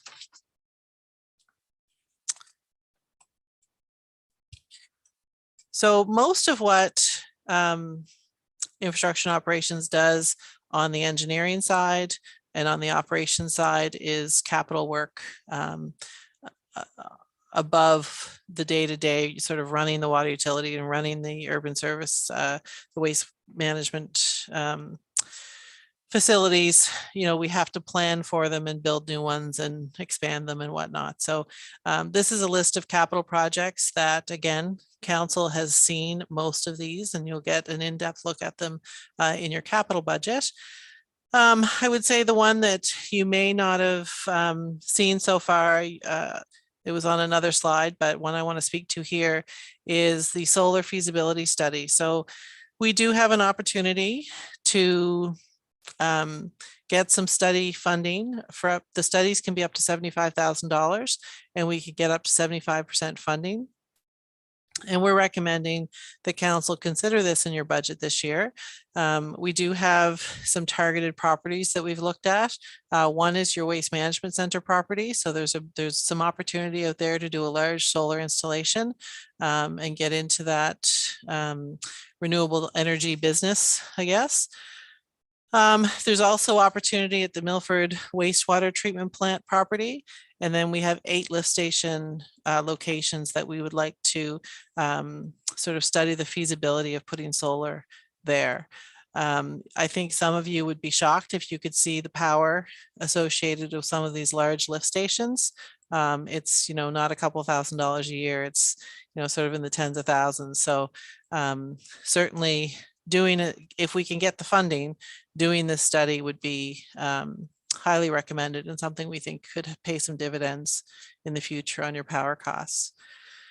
The urban service rate, sorry, any questions on waste management or the capital projects we'll get into quite significantly next week? Councillor Musa has a question. Thank you, Mr. Chair. That solar Feasibility study? study, will that be open to the fire department, sir, or? I don't know. Is Jesse on the line? Jesse was one looking into the funding opportunity. Jesse, can you speak to that? Yes, so the feasibility study, I believe it's only for municipal assets for the study, was my understanding. Okay. There are certainly programs that are coming out or available for renewable energy. So if the fire department in your area is interested in that, then we can point them in the right direction of folks to talk to. Yeah, that would be great, because we had talked with them and they're spending a lot of money on power, and they probably would be open to that. Thank you. Okay.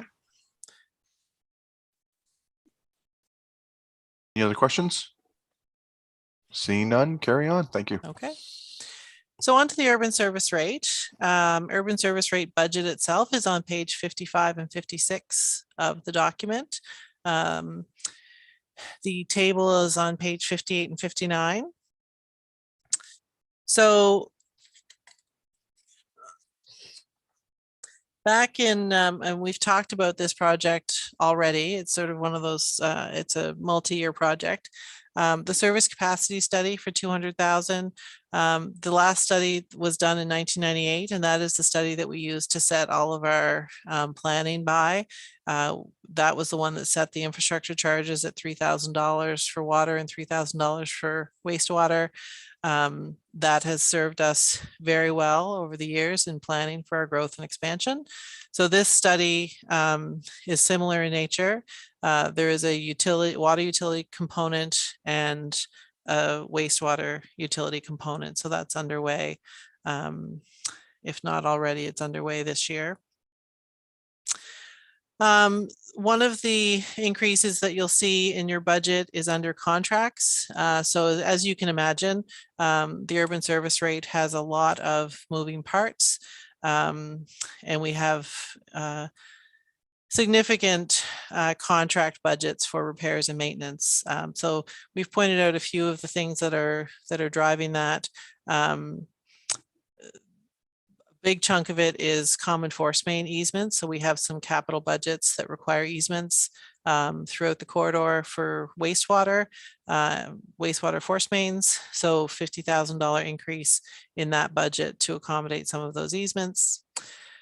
And for those accounting geeks in the room, easements are not part of the capital project. Everyone thinks we should put those in the capital budget, but we're actually not permitted to do that through our accounting rules for municipal government.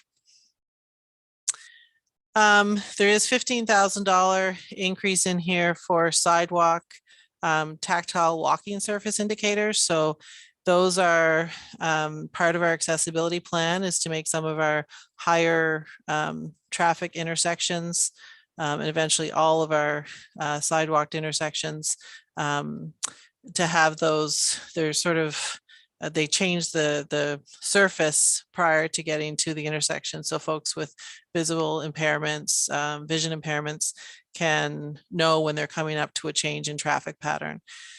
So this year we're hoping to get those installed on McMillan Drive, Cayley Lane, and Concord Way. And then, as I said, our accessibility plan intends to put those throughout as needed. We do have some aerator repairs at the wastewater treatment plant, an increase of $20,000 for those. And then several capital that we went over at the last slide. Looking at the wastewater management fee, so that is the $2.20 per cubic meter fee that's charged on the water bill. And there's been a little bit of, I guess, discussion in the community around water bills and the wastewater management fee.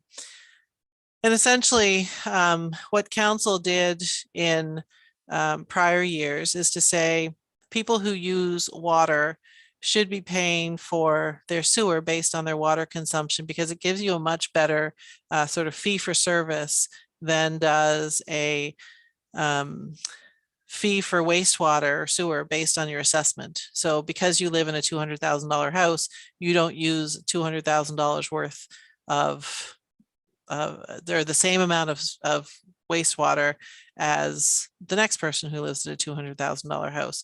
You use the same amount of wastewater generally as someone who consumes the same amount of water as you do.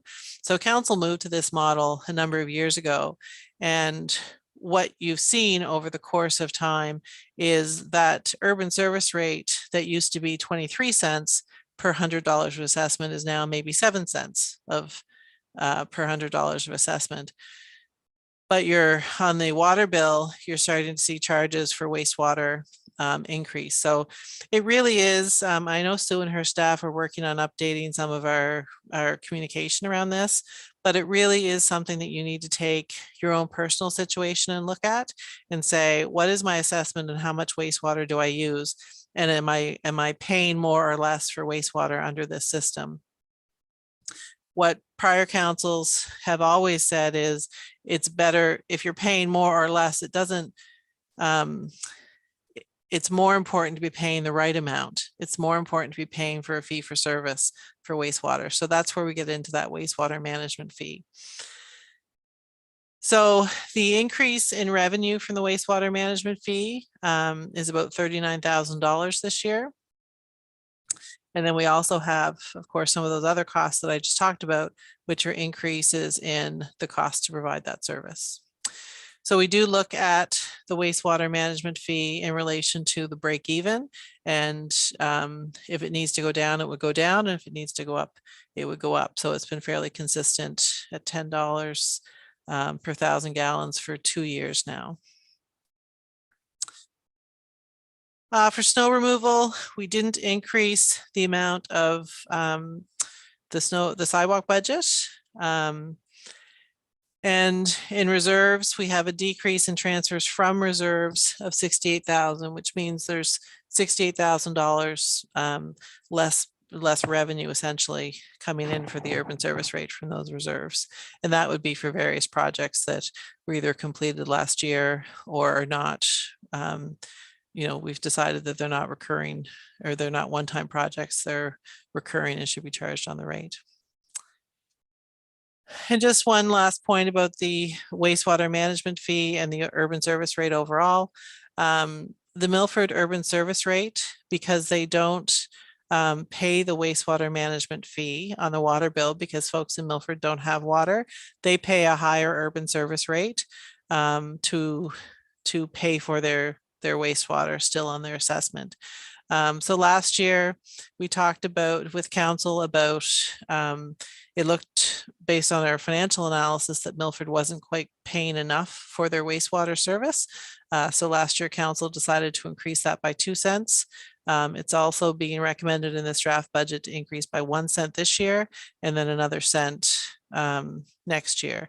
And they should be in a position where they're paying equivalent to what someone would pay for wastewater in the rest of the corridor. And this draft budget has been drafted with a 7 cent urban service rate, which would be the same as you get this year. So there's no increase to that rate. Any questions on the urban service rate? No? Oh, the Oh. Deputy Warden at the last second. Go ahead, Deputy Warden. Thank you, through Mr. Chair, through you to staff. Under snow removal, is there a time frame when it starts and when it ends? And the second part is, if the contractor reaches their allotted budget, whatever it's set for, could they stop service? I can answer the last question fairly easily. No. That's why we carry a reserve for snow clearing. So we have a budget set, but it's not something that we share with the contractor, or, I mean, they can see it in our budget, but we don't set their contract based on our budget. If we have several snow events that we exceed our budget, then we would come to council and recommend that we tap into that reserve if we need to. Otherwise, the urban service rate would pay through any surplus they might have, to make sure that we have adequate snow clearing through the year. I'm going to defer to Jesse on the when does it start and stop. I'm guessing you mean like October to April kind of question, or Yeah, do you mean per something similar to snowfall? that. Yeah. All right. Through chair. So for East Hants and our contracted services, we don't have a start or stop date. We work with our contractors and they're on contract through the 3-year period. So if it's snowing in July, they're going to help us out and plow in July. It's different than the province operates differently. They have set contracts with their union where they've got ramp up and ramp down dates based on when they bring in union staff. And so it's a different setup. And that's why you'll see and hear things differently in the fall around that startup date, because the vast majority of roads are cleared by the province in East Hants, but there is a difference there. So our current contractor for roads is Basin, and it's just a different scenario. We do preseason meetings, but they are more agile that way. And I would talk to cost, and what another thing you will hear a lot about is fixed costs on snow clearing. And that's a different contractual approach that the Halifax Regional Municipality takes versus how our current approach is. What the current Halifax procurement approach is, they do a fixed cost procurement for snow clearing. They say, we want your fixed cost to do all of this, and here is the fixed level of service. And they will pay in installments based on a projected percentage of value. So you'd get paid more, the contractor would get paid more in January, February, March versus October, November, December, but it would allocate and maneuver like as such, and a little bit for April typically. How you manage that contract like that is very different. You, instead of working with your contractor to adjust and tweak throughout the season, it is a hard governance model where your relationship with the contractor is authoritarian. And so you so if it is a heavy storm, if it's a heavy winter, all the risk is on the contractor. And what Halifax will do is they will manage level of services. And if they're not meeting their level of services, they could financially penalize their contractors. And so that creates a different type of relationship with your contractors. And it also puts your service at risk from that stance, because if a contractor goes under, then you're still out looking to procure services midwinter potentially. So there's pros and cons. There's for that, and it's not as dire because they have checks and balances. But in that scenario, a contractor will need to bid for some level of security so that they don't get in that financial scenario, versus in an East Hants model where when we have light years we put away for a reserve and we have heavy years we draw from that reserve. There's that ebbs and flows, and if over time we're truly paying for the service we're receiving. We pay fixed hourly rates based on a level of service, but but we only pay for the hours that they're actually doing the work. And so regardless of, we're always adjusting and providing feedback to our contractor to make sure that we're in line with our level of service, but there isn't a penalty for missing it. It's a dialogue and documentation which comes up on our next contract. So it's a different dynamic and it's a different relationship. I went very deep into that, but I wanted to distinguish the differences between how East Hants operates versus Halifax operates versus the province operates, because the three entities operate very differently. Just to follow up on that, Jesse, could a contractor opt out during the contract? Whew, that's quite the the question. We have contract safeties where notice needs to be given to exit contract. It's typically 60 days notice. I don't want to quote that that's the number in this exact contract, but we don't believe we're in that scenario. We would track the financial health of the contractor just by word of mouth, and we just wouldn't. I just don't think it's in play or a scenario we'd have to worry about in today's world. Okay, I feel better. Thanks. Thank you, That's Deputy all, Ward. Mr. Chair. Thank you. All right, continue on, CAO. Okay, thank you. The next set of slides relates to Parks and Recreation and Culture. The business plan, again, page 60 to 73. So again, I think we've just copied and pasted this slide for the last 2 years because the day we opened our aquatic center, literally the day, we were shut down for COVID. So there hasn't been a season where we've operated at full revenues or expenditures. We've had fantastic staff throughout this entire 2-year process, but we don't actually have it set in stone yet what we're going to need once we open full force. So the first year that we did this, thinking it was going to be the first year of operation only, we had some money coming in from contingency reserve because we may have been high in our expenses and we didn't want to tax the tax rate for those. So we put them in what we thought they might be, but we had money coming in from reserves to offset them, sort of see how it played out. We still have that exact same model in place. We haven't changed that. So again, once we get past the hurdle of not being able to operate at full capacity, that will all level out. It's just not going to be for this budget document. You're going to see some exciting things coming out of the programming division of Parks, Rec and Culture in the next year. We have programs out in the market for pitch a program. So we're looking to have folks add some dynamic programming that we don't necessarily have to run, but we can find folks in the community who have services to offer and work with them to make sure that we can have some cool programming for folks. And then we're hoping to work with the schools to get more access and a sort of more reliable access to school infrastructure so we can do some more direct program delivery as well. And then the relationship we have with the Sportsplex, we hope to be able to expand on that and offer more programs as well. So Corrine, our programmer, is fantastic at finding grants and revenue to offset some of these.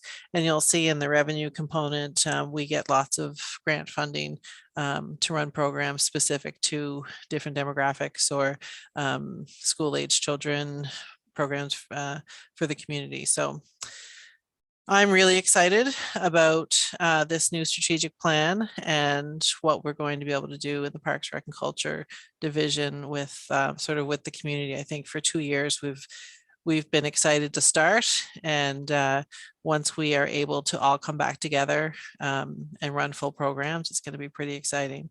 I think people are going to be pretty happy to be out. We do have the Mount Uniacke Recreation Study in this budget. That's at the request of the Mount Uniacke councillors a few months ago. So staff are excited to get working on that. and hopefully come to some conclusions about what UNIAC needs for the next sort of 2, 5, 10 years and longer. So we'll be working with the 2 councillors in that area to make sure we get the scope right for that and get that out to market. Under tourism, we have some, the tourism signage program has been in the budget for quite some time. Again, we hope to make headway on that. That would be a consistent signage program along the whole Rising Tide shore, which isn't just East Hants. We've been discussing with West Hants now that they've sort of settled out a little bit after their amalgamation. We're hoping that we can get moving on that project and that they will be partnering with us on that.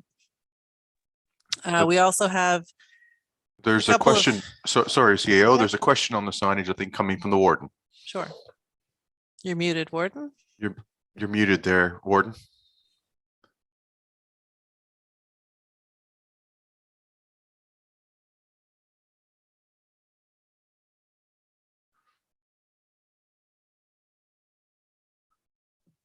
There you go. That was There you go. tricky. Yeah.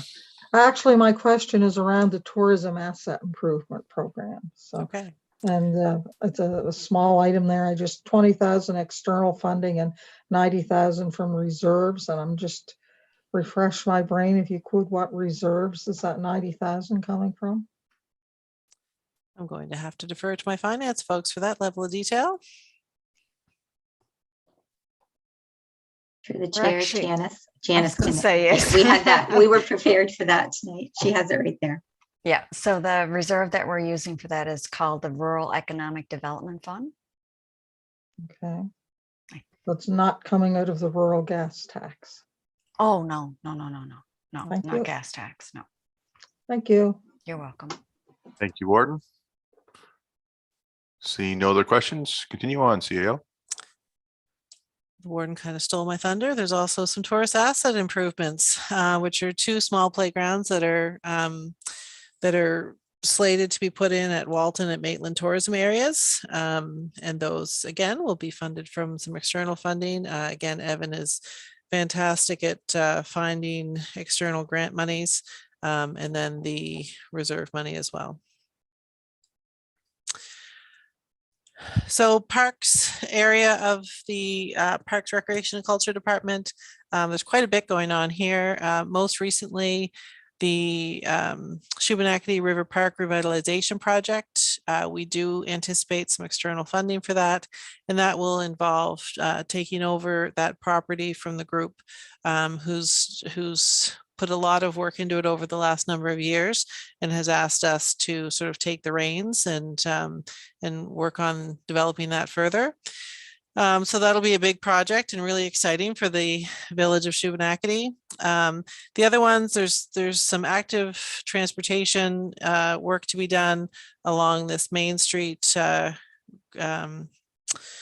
corridor pending funding. Council approved that application going a couple of years ago, and we've been working with the province on hopefully getting that funding approved. And then there's also there's a report attached to your agenda about 8 active transportation paved trails. So we do have $1,500 in this budget to pave, or sorry, not to pave, to snow clear 3 active transportation trails. And these are short pieces of paved trail that connect either a provincial or municipal asset to the sidewalk system. And we've had one request formally through council to look at that. That report's attached and would be presented as part of your budget discussions. The money was already in the draft budget to do it as a pilot for next year because we were planning on bringing that just based on the number of requests that we'd had from councillors, and the public.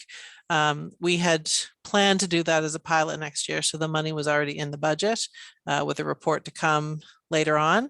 But where that got brought up at council, the report is here, and the money is already in the budget for that pilot project. As far as buildings go, you'll see some of these in the in the budget this year in the capital projects. This building, the Lloyd Matheson Center, is shared with tenants. So some of these costs would be, some of the costs of maintaining this building are recoverable. The three major things that are in the budget this year, all coming from the reserves that are set aside for this building, is milling and paving the parking lot, the exterior LED lighting, the exterior lighting for this building, making that more energy efficient and cheaper to run, as well as the eaves trough for the older part of the building. Was never built with an eaves trough, and it causes some issues over the course of the year, different cycles of seasons. The other piece that's in this budget that Alana and her staff will be working with the East Hants Arena Association and their staff is to do a condition assessment and some capital work over at the Sportsplex. And that was all part of the discussions that council had a number of months ago as we worked through that process of obtaining ownership of the Sportsplex. So that shouldn't be news to councillors, but will be acted upon this year by Alana and her staff. Any There's a questions? couple questions coming here. One from the deputy warden. Thank you, Mr. Chair, through you to staff. The capital milling and paving the parking lot at the Lord E. Matheson Center, will that improve the water that lays in the parking lot? I would have to assume it will. Jesse, are you able to answer that? Through Chair, could that question be repeated again?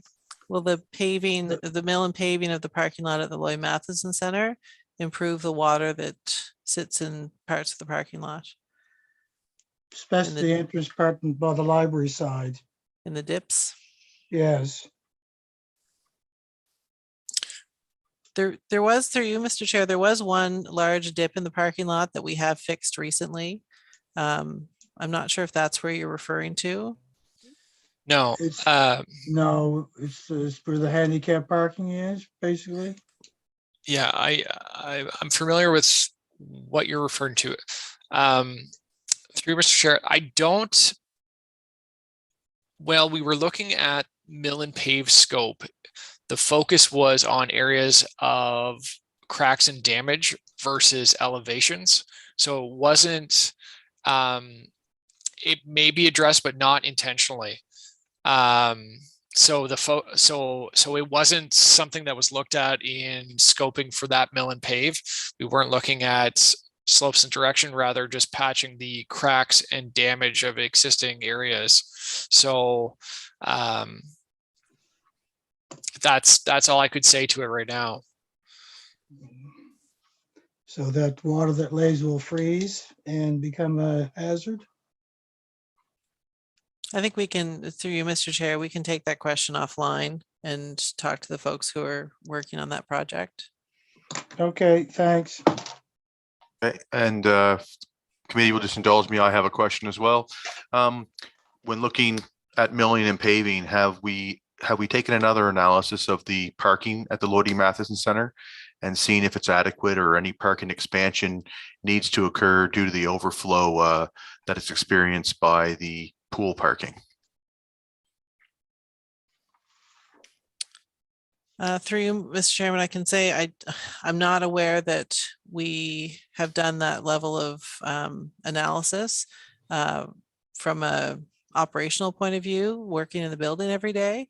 The parking seems to be working well. There's never a time where you drive in here that I know of that you can't get a parking spot. What we anticipated would happen would be that in the evening cars spill over into, and on the weekends they do spill over into the Lloyd Matheson, but there's no cars here parked at the Lloyd Matheson, or very few. So it seems to be working.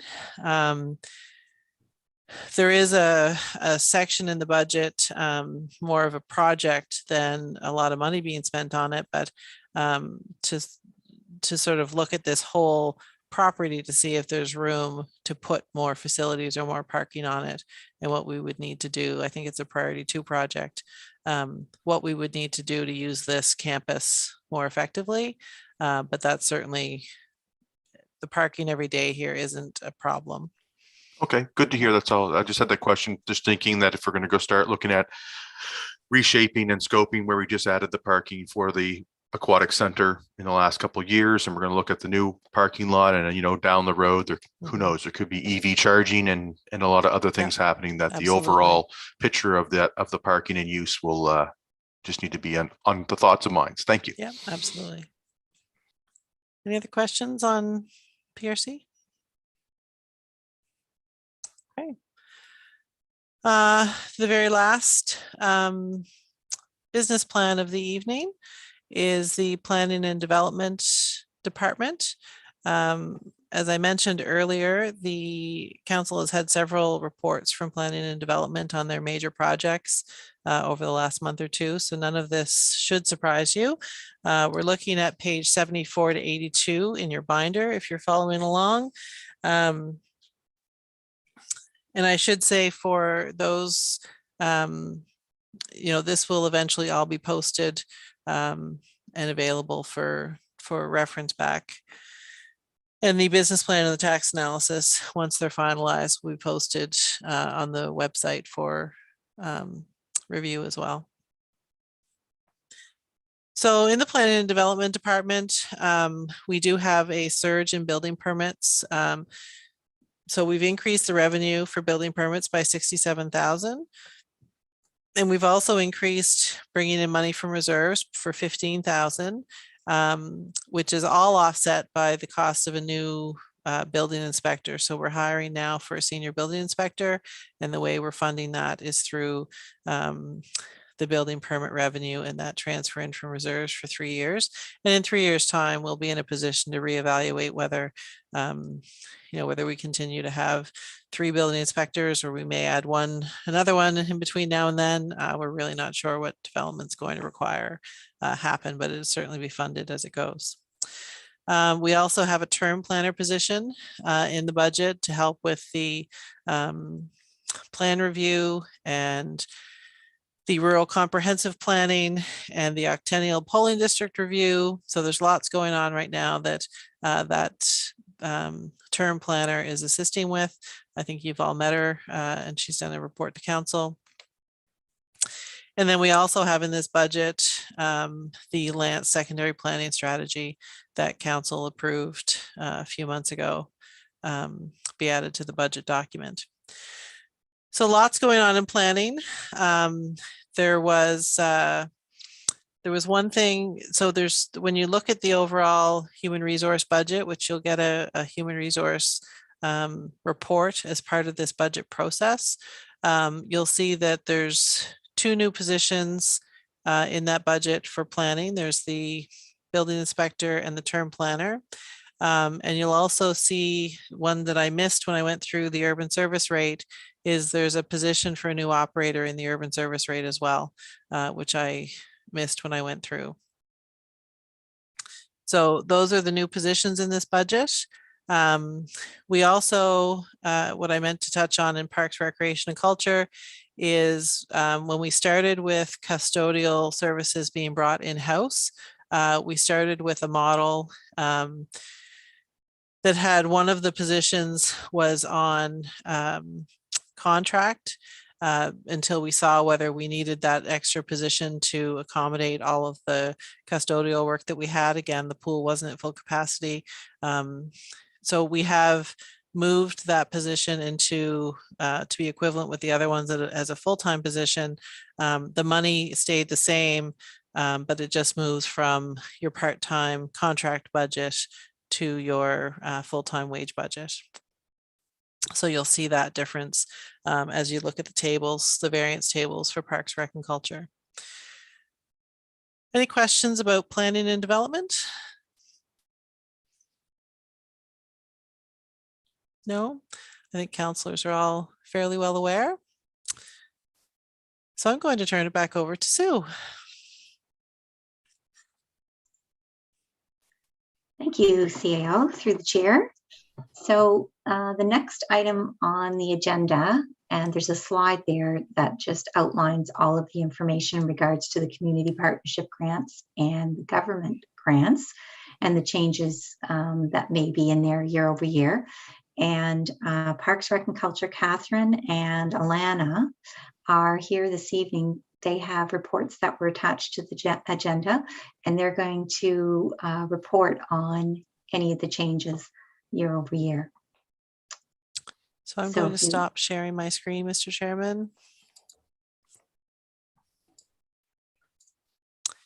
And we will let Catherine, I assume, share hers. Go ahead, Catherine. Good evening, everyone.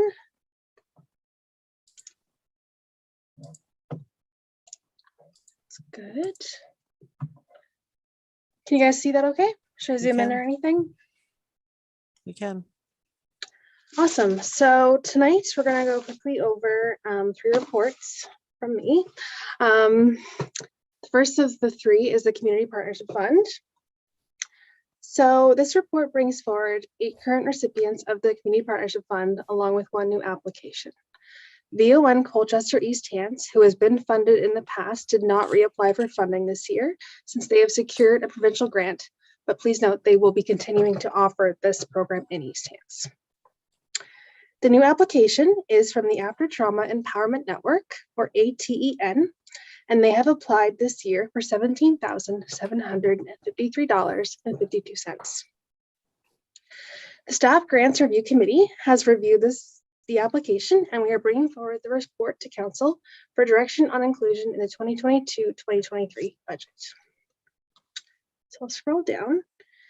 And here you can see in the financial impact statement, the list of organizations we support through this program and the amounts that we provide in funding. I just wanted to call out the East Hants Community Rider. We have the amount listed in the draft operating budget as $50,000. This is an increase of $35,000 from previous years.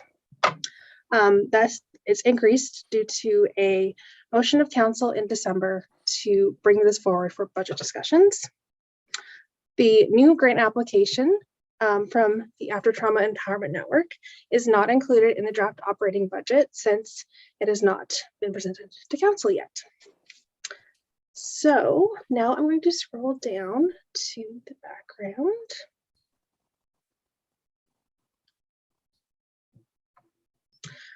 As per the municipal grant program policy, we provide grants to organizations whose efforts and mandates align with the municipality's strategic objectives.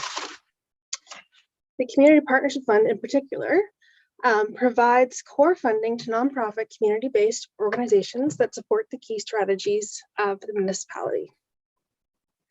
This grant is a renewable grant. So for organizations to be considered year after year, they must supply and submit to me an annual report, their financial statements, and a budget for the upcoming year.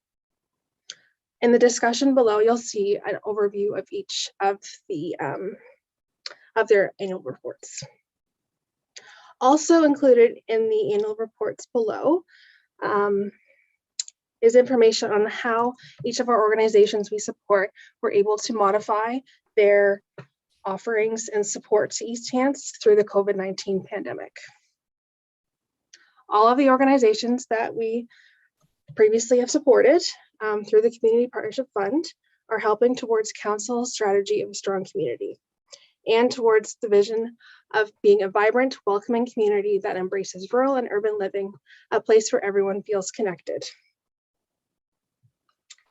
So yes, we keep in pretty frequent communication with all of our community fund partnerships. Oh, just 1 second there, Catherine. Yep. We have a question from Councillor Rhino.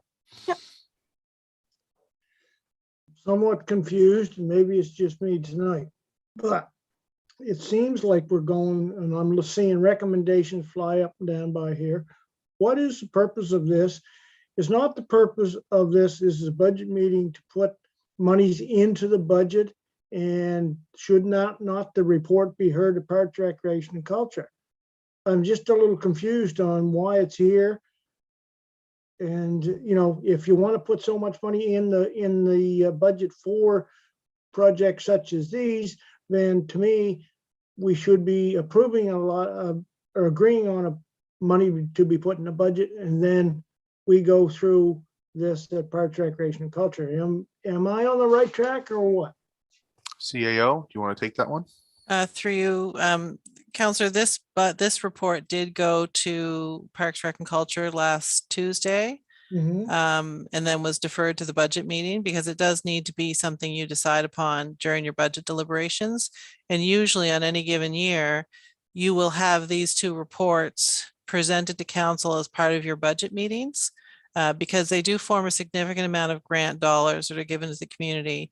And your grant program policy of council says that you will approve these through the budget. So you will see other smaller grants come to council throughout the year that we have budget money set aside and you do make those decisions throughout the year. But these ones in particular come at this time of year every year, because by the time you pass your budget, we want to know that these are the dollars that you've committed to give to these particular groups. Well, I guess I thank you for the clarification, but I just don't remember these in such detail as the one I'm seeing here. Yeah, they usually come in January, either to a budget meeting or to your corporate service or your, not corporate service, but your executive committee meeting. Thank you. All right, the warden would like to speak as well. Go ahead, warden. Yeah, just following up on what Kim said, if you remember back to executive meeting, we were significantly behind and there were a couple of items left. And this particular one, we agreed to move this report to budget rather than to stay late or come back on the Thursday night. Thank you. Thank you, warden. All right, now that that's all cleared up, continue on, Corinne, or Catherine, sorry. That's okay. Thank you. It's a common mismatch. So here are the overviews of the organizations. I'll let you guys read them. If you have any questions, just don't hesitate to ask, but I won't take our time tonight going over them. I did want to let you know that everyone that we have given money to in the past, the Staff Grants Committee is recommending funding these returning applications since they do advance the strong community strategy and they do help make East Hants a place that people want to live. The new application is from the After Trauma Empowerment Network. The After Trauma Empowerment Network started in 2020 and provide counseling services and other mental health supports to the community of Shubenacadie and surrounding areas. You may recall this organization applied for funding through the Community Partnership Fund last year at council, and it was not approved. Their new application is provided on council chambers online. This year, they are requesting $17,775.52 for their rental and phone internet costs for the year. These are currently paid for by founding members. Since they last applied, council did approve and adopt a new strategic plan. And one of the objectives under the strategic plan is to facilitate and advocate for the creation of community infrastructure and opportunity services that lead to healthy, active, and engaged community for all. That being said, the Staff Grants Committee reviewed the application and are currently not approving for it to be approved. It was noted by the committee that mental health services continues to be a mandate of the province under the Department of Health and Wellness, and a significant portion of the services being provided by the After Trauma Empowerment Network are counseling services. Mental health is an important factor of overall health. Council should consider if this meets the intent of the grant program and its strategic objectives. While the After Trauma Empowerment Network as an organization as a whole is not qualified for a community partnership grant for core funding, there may be other opportunities for funding that the community development coordinator can help them secure for specific programming that they offer that helps bring people together, building a strong community. So the alternatives you have for this going forward are to approve the list that we provided or to revise the list and funded amounts. In conclusion, this report has brought forward a summary of 8 currently funded community partnership organizations that currently meet the eligibility criteria of the Community Partnership Fund policy and continue to advance the municipality's key strategy of strong communities. 1 new application was received, and staff are not recommending funding the After Trauma Empowerment Network. I will scroll up now to the recommended motion. It has the list of all the amounts here. The recommended motion is move that the Parks, Recreation and Culture Committee recommend to Council that Council approve the list of recommended Community Partnership Fund organizations to be included in the draft 2022-2023 budget and grants to be dispersed following final budget approval. And the list of them is there. Okay, council members or committee members, you have seen the presentation. First up to speak, the warden. Yes, I'm wondering if we were planning to have more discussion around the East Hants community rider amount, because it's a significant increase in what we have funded before. And we do provide them, I believe, with their office space and such at no charge, which, you know, is a significant benefit, I think, to them. And I don't think one that was taken into account when they compared our give to HRM's give, perhaps. Through Mr. Chair, just for a point of clarification, it's not at no charge, but it's not at market rates. Okay. It's very reasonable rent. So we are charging them rent, and it's just at a reduced rate. Yes, there is a component of the general tax rate that covers the deficit of that building. We don't charge enough rent in that building to cover all of the costs associated with running the building. I guess this would be the time to have that conversation Yes, it would. before we approve that amount. So that's part of the motion, so that any of these numbers can be amended before we move forward, because there is no motion on the floor as of yet. Is that all, Warden? That's all for now. Thank you. Okay, Councillor Rhino. So what would be the very good reduced rate? I don't Sue. think that, or go ahead, Sue. I don't know if we should be putting out tenants' rates open on in open council like that. That would be a contractual issue between us and the community rider. So if that number was wanted to be known, I believe that would be an in-camera issue. Correct me if I'm wrong, CAO.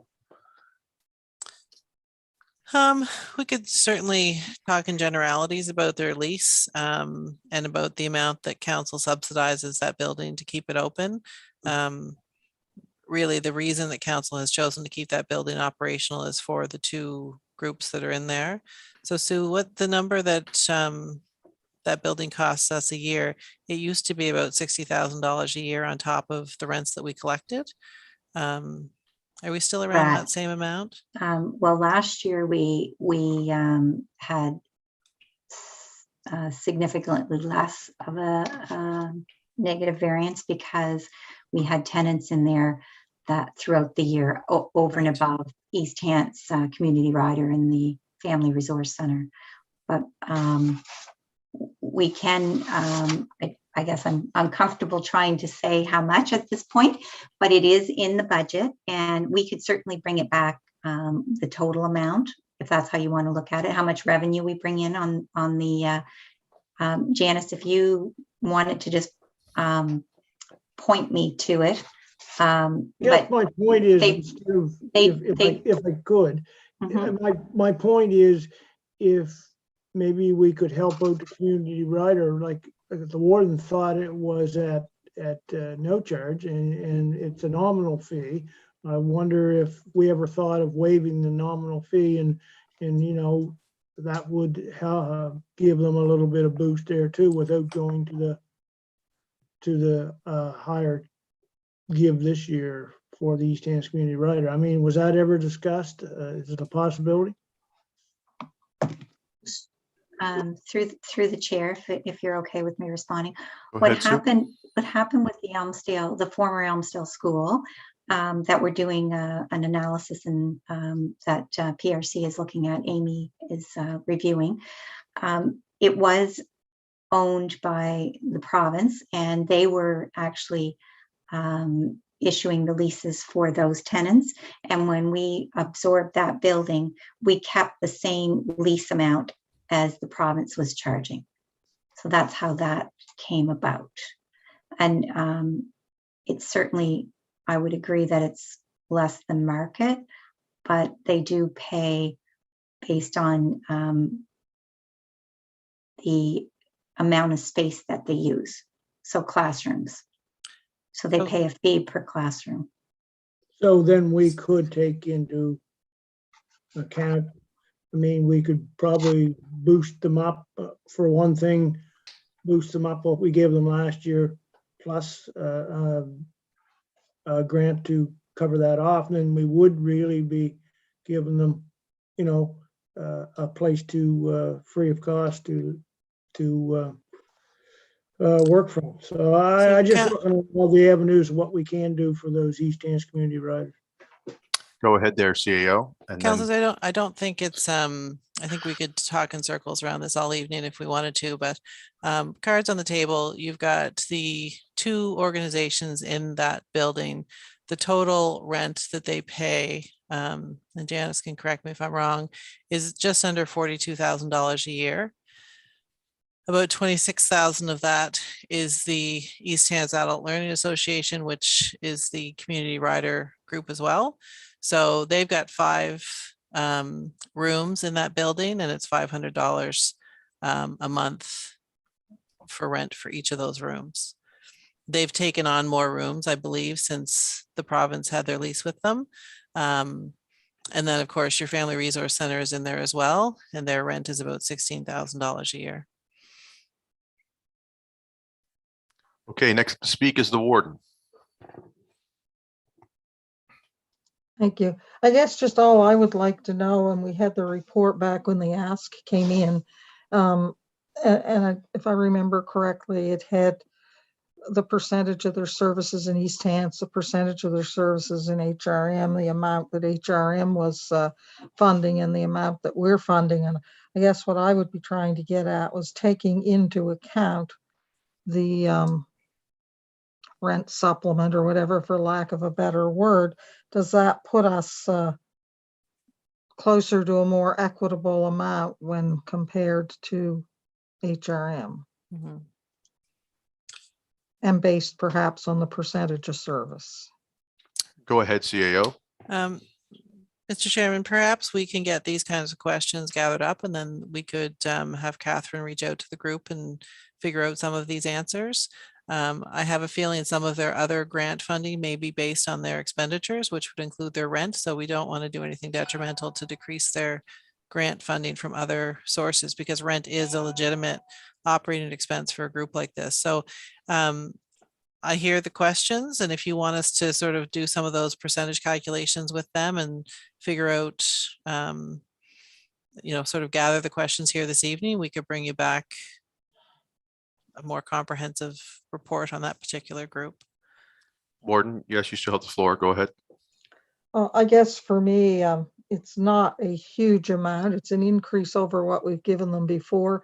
They certainly provide good service. I just kind of wanted to make sure we were doing due diligence, so to speak. I'm not in any way objecting to increasing their funding, but I know those were questions that came up at the time we had the original discussion, and then we had indicated we would discuss it in detail at budget time. So that's why I asked the question. I would not want to put their program at risk by not giving them enough funding from our end, because I think particularly through the pandemic, I think that there are probably people who have really depended on this group to get to groceries, vaccination appointments or what have you. So Mhm. anyway, those were just my comments. I was just trying to get clear in my mind that we were paying our share, but not above our share, so to speak. Thank you. Thank you, Warden. Next up is Councillor Tingley. Yeah, the only, through the chair, the only comments I have is, I recall when the lady from the community rider met with council, and I had met with them previous to our council meeting, and she was showing me the services they provide and their budgets and that sort of thing. And they clearly can't provide the services without this grant unless they find the funds somewhere else. So I agree with, trying to find out whether we're paying a fair share compared to Halifax and that sort of thing. If we want to go back and get some more information, but I'd be prepared to recommend the motion as it is right now. Okay. So are you moving the motion as I'm recommended? moving the motion, yeah. Okay, so the motion has been moved. Do we have a seconder?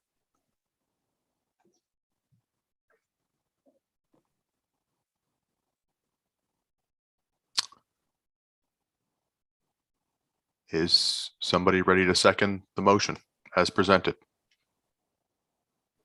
I'll second it. for discussion. Seconded by the warden. Is there any discussion? Question. Question's been called. So the vote is on the motion. For the motion, please raise your hands and say aye. Aye. Aye. 1, 2, 3, 4, 5, 6, 7, 8, 9, 10. And the motion has passed unanimously. Thank you very much, Catherine. Wonderful. I'll stop sharing this and I'll pull up my next report. Next report up. Thank you. Mr. Chair, if you wouldn't mind, that was 10 in favor. Did we have a nay vote on that? No, Councillor Knockwood gave his regrets and was unable Okay. to attend. We only have 10 here Perfect. tonight. Thank you very much. The warden, go ahead. Just wondered also in that staff will reach out to the new applicant and, if they know of any provincial or other funding that they might qualify for, they could perhaps help them with that. Yes, I think that was the intent. It talked about in the report that the community coordinator will reach out and help and assist them with any funding that meets the criteria for their needs. Thank you.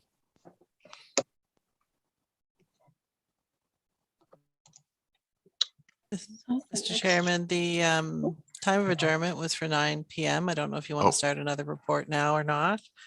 At 8:57.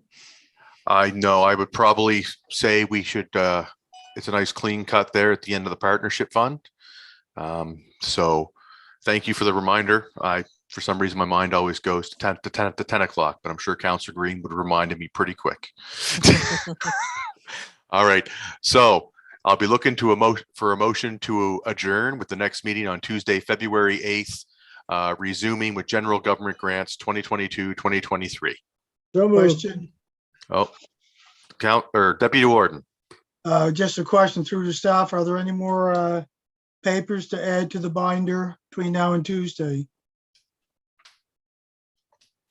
Chair, we expect to post the capital budget tomorrow. So anybody that hasn't picked up a budget binder, I'll put that in there. And if you already have, it can be picked up separately at the front desk. I'm not sure about tomorrow for a hard copy, perhaps on Monday. I have limited resources and we're having a delayed weather event. opening tomorrow. So I just wanted to clarify that. I don't know what's going to happen tomorrow, but definitely we'll have a hard copy available on Monday. Bonnie, sounds good. Thank you. All right. Thank you, Deputy Warden. I'll second the motion to adjourn. Okay, the motion's been seconded. Any discussion? None. All those in favor? Aye. We are adjourned.